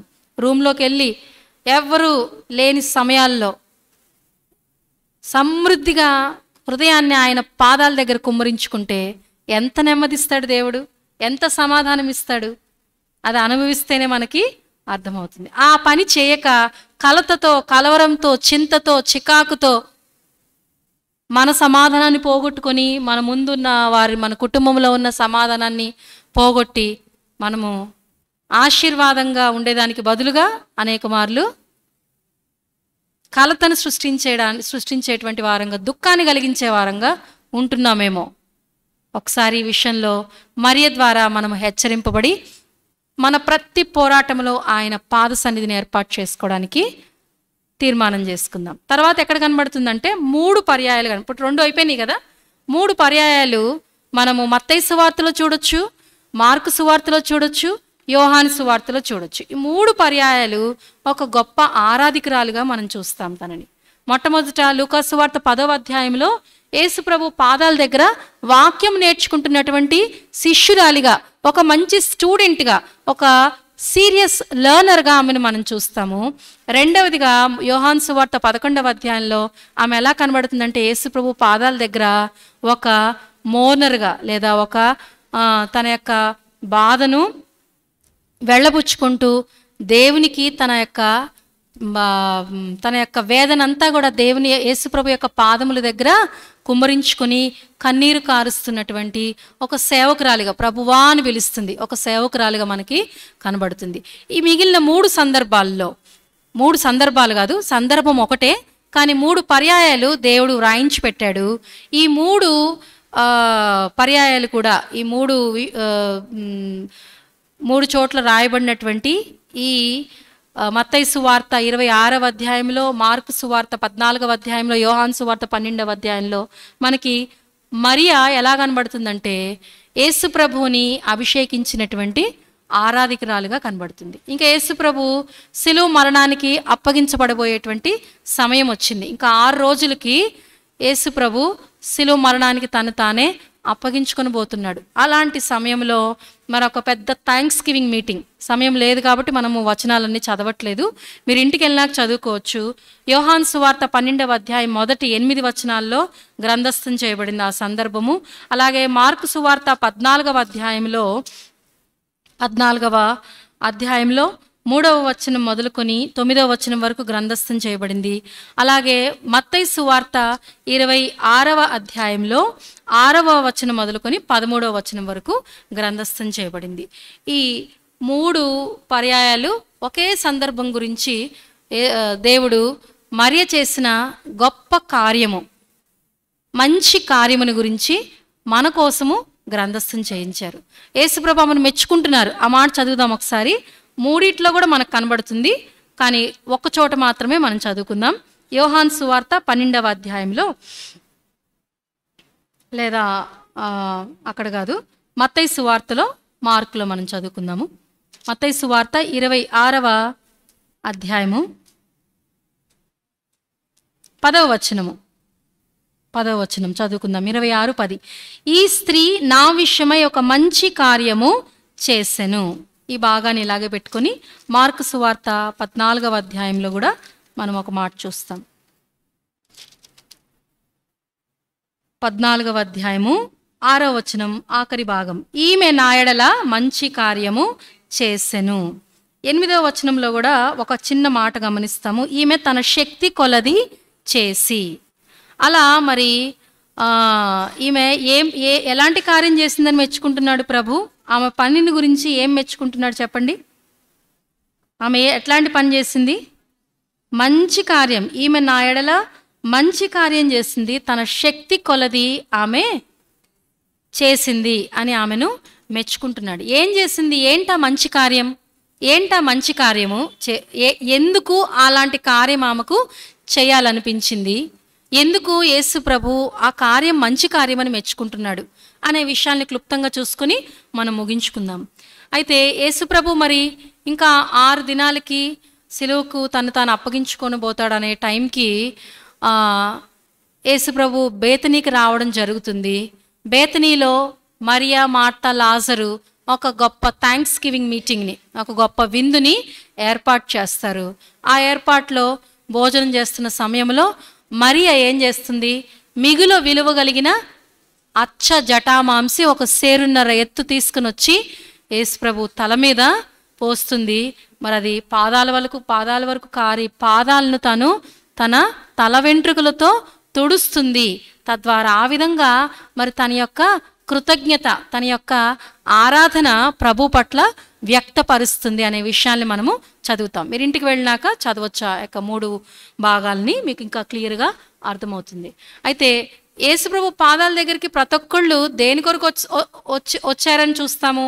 ఏదో మేలు పొందడానికి, స్వస్థత పొందడానికి, వారి సమస్యలు పరిష్కరించబడటానికి వచ్చారు. కానీ ఈ స్త్రీ యేసుప్రభు పాదాల దగ్గర ఏం చేస్తుందంటే, ఆయన ఏ మహిమకు, ఏ ఆరాధనకు, ఏ ఘనతకు పాత్రుడో ఆ డ్యూ గ్లోరీని, ఆ డ్యూ వర్షిప్ని సమర్పించడానికి వచ్చింది. యేసుప్రభు యొక్క పాదాలు మరియ ఇన్సెపరబుల్. వాటిని యేసుప్రభు పాదాలని మరియని విడదీయలేమని చూసుకున్నాం కదా. మొట్టమొదటిగా ఆమె యేసుప్రభు పాదాల దగ్గర కూర్చొని బోధ వినింది. రెండవదిగా యేసుప్రభు పాదాల మీద పడి తన యొక్క వేదనను వెళ్ళబుచ్చుకుంది. మూడవదిగా ఇక్కడ యేసుప్రభు యొక్క పాదాలని అభిషేకిస్తుంది. యేసుప్రభు యొక్క పాదముల మీద అత్తరు పోసి తన తల వెంట్రుకలతో తుడిచి ఆయన్ను ఆరాధిస్తుంది. ఆయన ఎడల తన కృతజ్ఞతని తెలియజేస్తుంది. అయితే మరి మంచి కార్యము అంటున్నాడు. మంచి కార్యము అని ఎందుకు అంటున్నాడో ఇంకొక మాట మనం చదువుకుందాము. చూడండి ఆ మాట. మరి అచ్చ జటామాంసి సేరున్నర ఎత్తు. ఆమె అంత కాస్ట్లీ అత్తరుతో, చాలా కాస్ట్లీ. అది ఎంతకు అమ్మొచ్చు అంటున్నారంటే శిష్యులు 300 దేనారాలకు అమ్మొచ్చు కదా. ఇంత నష్టం ఎందుకు అంటే, ఒక సంవత్సరం అంతా పని చేస్తే ఆ అత్తరుని సంపాదించుకోగలరు. ఒక దినానికి 1 దేనారం ఇచ్చేవారు ఆ రోజుల్లో. 300 దేనారములు అంటే 1 సంవత్సరం అంతా పనిచేస్తే ఆ విలువైన అత్తరు కొనుక్కోగలరు. కాబట్టి ఆమె దాచుకున్నటువంటి ఆ విలువైన అత్తరు తెచ్చి యేసుప్రభుని అభిషేకిస్తుంది. శిష్యులైతే ఏమంటున్నారు? ఈ నష్టం ఎందుకు, ఇది బీదలకు అమ్మి ఇవ్వచ్చు కదా అని వాళ్ళు సణుక్కుంటూ ఉన్నారని రాసుంటుంది. సణుగుడు అనేది మొదలైంది, ఇంతెందుకు వేస్ట్ చేయాలి అని. కానీ యేసుప్రభు ఆ పనిని ఏమని మెచ్చుకుంటున్నాడు? ఈమె నా ఎడల మంచి కార్యం చేసింది, మీరు ఆమెను తొందర పెట్టద్దు అంటున్నాడు. ఎందుకు మంచి కార్యం? ఏంటా మంచి కార్యం? చూడండి 26వ అధ్యాయం మత్తయి సువార్త, 26వ అధ్యాయము మత్తయి సువార్త 12వ వచనం. మత్తయి సువార్త 26:12. లేదా 10 నుండి 12 వరకు మనము 13 వరకు కలిసి చదువుకుందాం. 10, 11, 12, 13. యేసు ఆ సంగతి తెలుసుకుని, ఈ స్త్రీ నా విషయమై ఒక మంచి కార్యం చేసెను. ఈమెను మీరేలా తొందర పెట్టుచున్నారు? బీదలు ఎల్లప్పుడూ మీతో కూడా ఉన్నారు గాని నేను ఎల్లప్పుడూ మీతో కూడా ఉండను. ఈమె ఈ అత్తరు నా శరీరం మీద పోసి నా భూస్థాపన నిమిత్తం దీనిని చేసెను. సర్వలోకమందు ఈ సువార్త ఎక్కడ ప్రకటింపబడునో అక్కడ ఈమె చేసినదియు ఈమె జ్ఞాపకార్థముగా ప్రశంసించబడునని మీతో నిశ్చయముగా చెప్పుచున్నానని వారితో అనెను. అలాగే మార్కు సువార్త 14వ అధ్యాయంలో అక్కడ కూడా ఈ మాటలు ఉంటాయి. చదువుదాం రండి. 6 నుండి 9 వరకు చదువుకుందాం. అందుకు యేసు ఇట్లా నేను ఈమె జోలికి పోకుడి, ఈమెను ఎందుకు తొందర పెట్టుచున్నారు? ఈమె నా ఎడల మంచి కార్యం చేసెను. బీదలు ఎల్లప్పుడూ మీతోనే ఉన్నారు. మీకు ఇష్టమైనప్పుడల్లా వారికి మేలు చేయవచ్చును. నేను ఎల్లప్పుడూ మీతో ఉండను. ఈమె తన శక్తి కొలది చేసి నా భూస్థాపన నిమిత్తము నా శరీరమును ముందుగా అభిషేకించెను. సర్వలోకములో ఎక్కడ ఈ సువార్త ప్రకటింపబడునో అక్కడ ఈమె చేసినదియు జ్ఞాపకార్థంగా ప్రశంసించబడునని మీతో నిశ్చయముగా చెప్పుచున్నాను. అలాగే యోహాను సువార్తలో కూడా మరి మార్కు సువార్త ఇలాగే పెట్టుకొని యోహాను సువార్త 12వ అధ్యాయానికి రండి. 7వ వచనం కలిసి చదువుకుందాం. 7, 8. కాబట్టి యేసు నన్ను పాతిపెట్టు దినమునకు ఆమెను దీని నుంచుకొననీయుడి. బీదలు ఎల్లప్పుడూ మీతో కూడా ఉందురు కానీ నేను ఎల్లప్పుడూ మీతో ఉండనని చెప్పాను. ఈ 3 భాగాల్లో మనకి యేసు ప్రభు సెలవిచ్చినటువంటి మాటలు ఎంతో స్పష్టంగా తెలియజేయబడుతున్నాయి. ఏమంటున్నాడు ప్రభు? ఈమె నా భూస్థాపన నిమిత్తము నా శరీరమును ముందుగా అభిషేకించింది. అలాగే నా భూస్థాపన నిమిత్తము ఈ అత్తరుని నా శరీరం మీద పోసి నా భూస్థాపన నిమిత్తం ఈమె చేసింది. అంటే యేసు ప్రభు అప్పటికి బ్రతికున్నాడా చనిపోయాడా? బ్రతికున్నాడా చనిపోయాడా? ఇంకా 6 దినాలు ఉంది చనిపోవడానికి. ఆయన బ్రతికే ఉన్నాడు. బ్రతికి ఉండగానే ఆమె ఒక మంచి పని చేస్తుంది. ఏంటి? యేసు ప్రభు భూస్థాపన కొరకు ఆయన శరీరాన్ని ముందుగానే అభిషేకిస్తుంది. ఇంకా యేసు ప్రభు చనిపోలేదు. చనిపోకముందే యేసు ప్రభు యొక్క మరణము భూస్థాపన ఎప్పుడు చేస్తారు? చనిపోతేనే కదా. ఆయన మరణము భూస్థాపన పునరుత్థానమును గురించి యేసు ప్రభు బ్రతికుండగానే అందరికంటే ముందుగానే ఆమె గ్రహించిందై యేసు ప్రభు యొక్క భూస్థాపన నిమిత్తము ఆయన శరీరాన్ని తాను దాచుకున్నటువంటి ఆ మిగుల విలువ కలిగిన అచ్చ జటామాంసైన అత్తరుతో అభిషేకించినటువంటి స్త్రీగా కనబడుతుంది. ముందుగానే యేసు ప్రభు యొక్క మరణము భూస్థాపన పునరుత్థానం గురించి లోకానికి ప్రకటించేటువంటి స్త్రీగా ఇక్కడ ఆమె కనబడుతుంది. యేసు ప్రభు శిష్యులకి అర్థం కావట్లే. అందుకే ఇది ఎందుకు వేస్ట్ అంటున్నారు. దివారాత్రులు ఏం చేశారు? యేసు ప్రభుతో వాళ్ళు ఉన్నారు 3.5 సంవత్సరాలు కదా. యేసు ప్రభుతో పడుకున్నారు, యేసు ప్రభు తిన్నారు, యేసు ప్రభు చెప్పిన బోధలన్నీ విన్నారు, ఆయన చేసిన అద్భుతాలన్నీ చూశారు. కానీ వాళ్ళకి అర్థం కాని విషయం, మనిషి కుమారుడు పాపుల చేతగా అప్పగించబడతాడు, 3వ రోజున తిరిగి లెగుస్తాడని ఈ విషయాలన్నీ కూడా శిష్యులు వింటూనే వచ్చారు యేసు ప్రభు ద్వారా. కానీ వాళ్ళకి గ్రహింపు వచ్చిందా? వాళ్ళు గ్రహించలేని విషయాన్ని ఎవరు గ్రహించారు? మరియా ముందుగానే, అందరికంటే ముందుగానే ఆమె గ్రహించగలిగింది. యేసు ప్రభు ఈ లోకానికి రావడంలో ఉన్న ఉద్దేశాన్ని గ్రహించగలిగింది. యేసు ప్రభు యొక్క మరణము అవశ్యమని గుర్తించగలిగింది. యేసు ప్రభు చనిపోక ముందే ఆయన పునరుత్థానం గురించి, ఆయన భూస్థాపన పునరుత్థానం గురించి గుర్తెరిగినదిగా, గ్రహించినదిగా ఆమె యేసు ప్రభు యొక్క భూస్థాపన నిమిత్తమై ఆయన శరీరాన్ని అభిషేకించినటువంటి స్త్రీగా దాన్ని యేసు ప్రభు ప్రశంసిస్తున్నాడు. బీదలు ఎల్లప్పుడూ మీతో ఉన్నారులే. బీదల్ని యేసు ప్రభుకు మించి ఎవరైనా ప్రేమించారా? మరి ఆయనే ఏమంటున్నాడు అంటే ఆయనకు ఆదరణ కలిగింది. యేసు ప్రభుకి ఒక రకంగా ఆ మరియ చేసినటువంటి పని ఆయన హృదయాన్ని ఎంతో హత్తుకుంది. ఈమె నా భూస్థాపన కొరకు నా శరీరాన్ని అభిషేకించింది. బీదలు ఎల్లప్పుడూ మీతోనే ఉన్నారు కదా, నేను ఎల్లప్పుడూ మీతో ఉండను కదా. అంటే ఒక యాంగిల్లో ఆలోచిస్తే నాకేమనిపించిందంటే యేసు ప్రభు హృదయానికే ఆమె గొప్ప నెమ్మది కలగజేసింది. ఆయన అర్థం చేసుకోగలిగిన వాళ్ళు, ఆయన ఆదరించగలిగిన వాళ్ళు ఎవరైనా ఉన్నారా? ఎవరు లేరు. కానీ నా భూస్థాపన నిమిత్తము ఆమెని దీన్ని ఉంచుకొనివ్వండి, నా భూస్థాపన నిమిత్తం ఆమె నన్ను అభిషేకించింది, ఈమె ఒక మంచి కార్యం చేసింది, మీరు తొందర పెట్టొద్దు, మీరు ఆమె జోలికి పోవద్దు, ఈమె ఒక మంచి కార్యం చేసింది. సర్వలోకములో ఎక్కడ ఈ సువార్త ప్రకటించబడుతుందో ఈమె చేసిన కార్యం కూడా జ్ఞాపకార్థంగా అక్కడ ప్రకటించబడుతుంది, జ్ఞాపకం చేసుకొనబడుతుంది అని ఆమె కొరకు ఒక జ్ఞాపకార్థక సూచనగా ఉన్నటువంటి ఆ మాటని పలుకుతున్నాడు. అయితే ఇవన్నీ ఎలా అర్థం చేసుకుంది, ఎలా పుణికిపుచ్చుకుంది ఒకసారి ఆలోచన చేద్దామా? ముందుగానే యేసుప్రభు యొక్క మరణ, భూస్థాపన, పునరుత్థానం గురించి ముందుగానే ఆమె గుర్తించగలిగిందంటే కారణము యేసుప్రభు యొక్క పాదాల దగ్గర ఆమె చాలా జాగ్రత్తగా, సీరియస్గా దేవుని నోట్లో నుండి, యేసుప్రభు నోట్లో నుండి ప్రతి మాటని ఆమె విని భద్రం చేసుకుంది, ధ్యానించింది, అర్థం చేసుకుంది, ఒప్పించబడింది. ఆ ఒప్పింపుని క్రియారూపకంగా చూపిస్తుంది. చాలాసార్లు మనము వాక్యం వింటాము. ఎలా వింటాం? 10 రోజుల తర్వాత ఈ వాక్యం, ఇంత వాక్యం విన్నారు 11వ తారీఖు సాయంకాలం నుండి ఎంత ఉంటుంది మన మెమరీలో? అందుకే వాక్యాన్ని ఏం చేయాలి? మనము నెమరు వేసుకోవాలి. ఎప్పుడు మనం వాక్యాన్ని గుర్తు తెచ్చుకునే వారంగా అది అలవాటు చేసుకోవాలి, అభ్యాసం చేసుకోవాలి. అప్పుడు హృదయం నిండా వాక్యము నిండి ఉంటుంది, మన నోరు కూడా వాక్యమే మాట్లాడుతుంది. అంటే మనం కూర్చున్న, నిలబడిన వాక్యంలో మనం చదువుతాం కదా, కీర్తనల గ్రంథం 1వ అధ్యాయంలో చదువుతాము, తర్వాత ద్వితీయోపదేశకాండం 6వ అధ్యాయంలో కూడా మనం చదువుతాము. మనము కూర్చున్నా, నిలబడినా, నడుస్తున్నా మనలో నడవాల్సింది ఏంటి? కంటిన్యూగా వాక్యము. కాబట్టి వాక్యాన్ని అంత సీరియస్గా తాను వినగలిగింది, యేసుప్రభు యొక్క పాదాలను ఏర్పాటు చేసుకుంది. కాబట్టి శిష్యులకు కూడా అర్థం కాని విధానంలో ఆమెకు యేసుప్రభు యొక్క మరణము, భూస్థాపన, పునరుత్థానములు గురించినటువంటి సత్యము లేదా సువార్త యొక్క సారాంశాన్ని ఆమె ఆయన పాదములు చెంత కూర్చున్నట్టు ద్వారా ఆమె పుణికి పుచ్చుకోగలిగింది, ఆమె గ్రహించగలిగింది, ముందుగానే లోకానికి ప్రకటించగలిగింది. ఆమె ఏం మాట్లాడట్లే. ఎంత బ్యూటిఫుల్ లేడీ కదా. ఆడవాళ్ళంటే ఫస్ట్ ఏముంటాయి?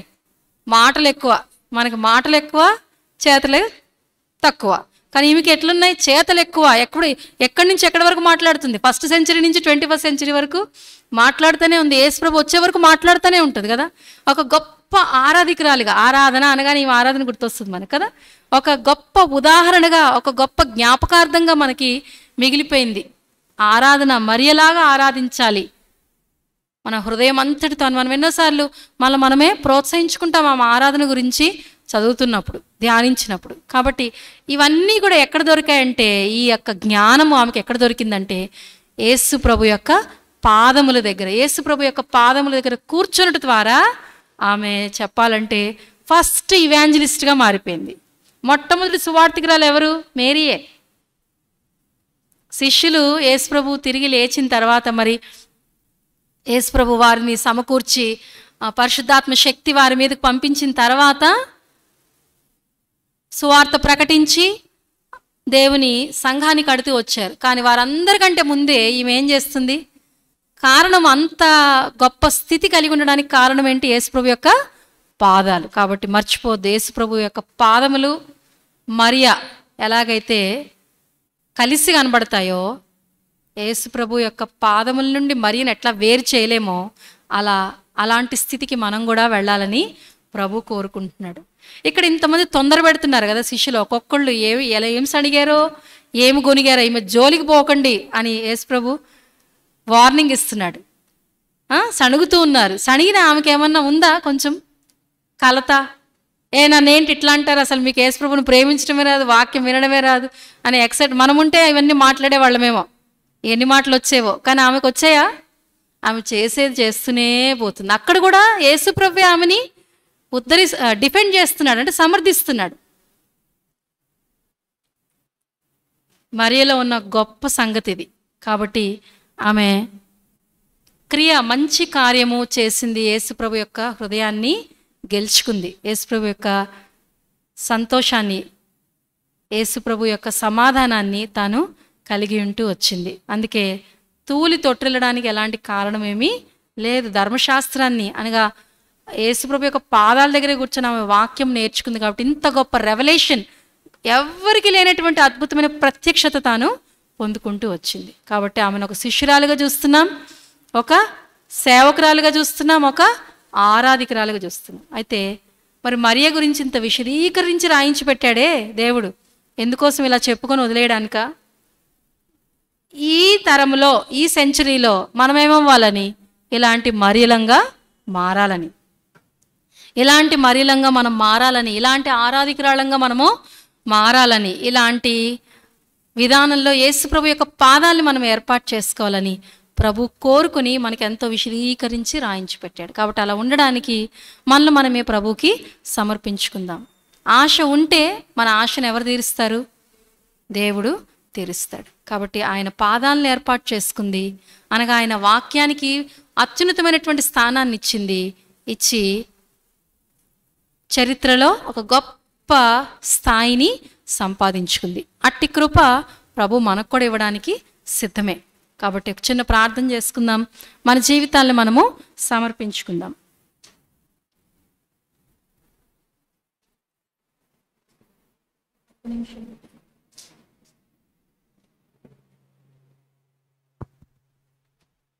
దయచేసి మోకాళ్ళ మీదకి రండి.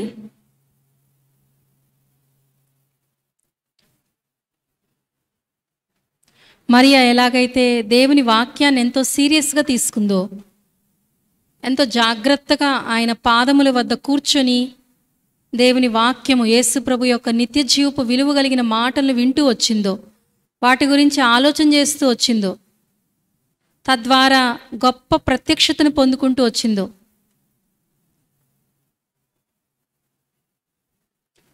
సర్వలోకము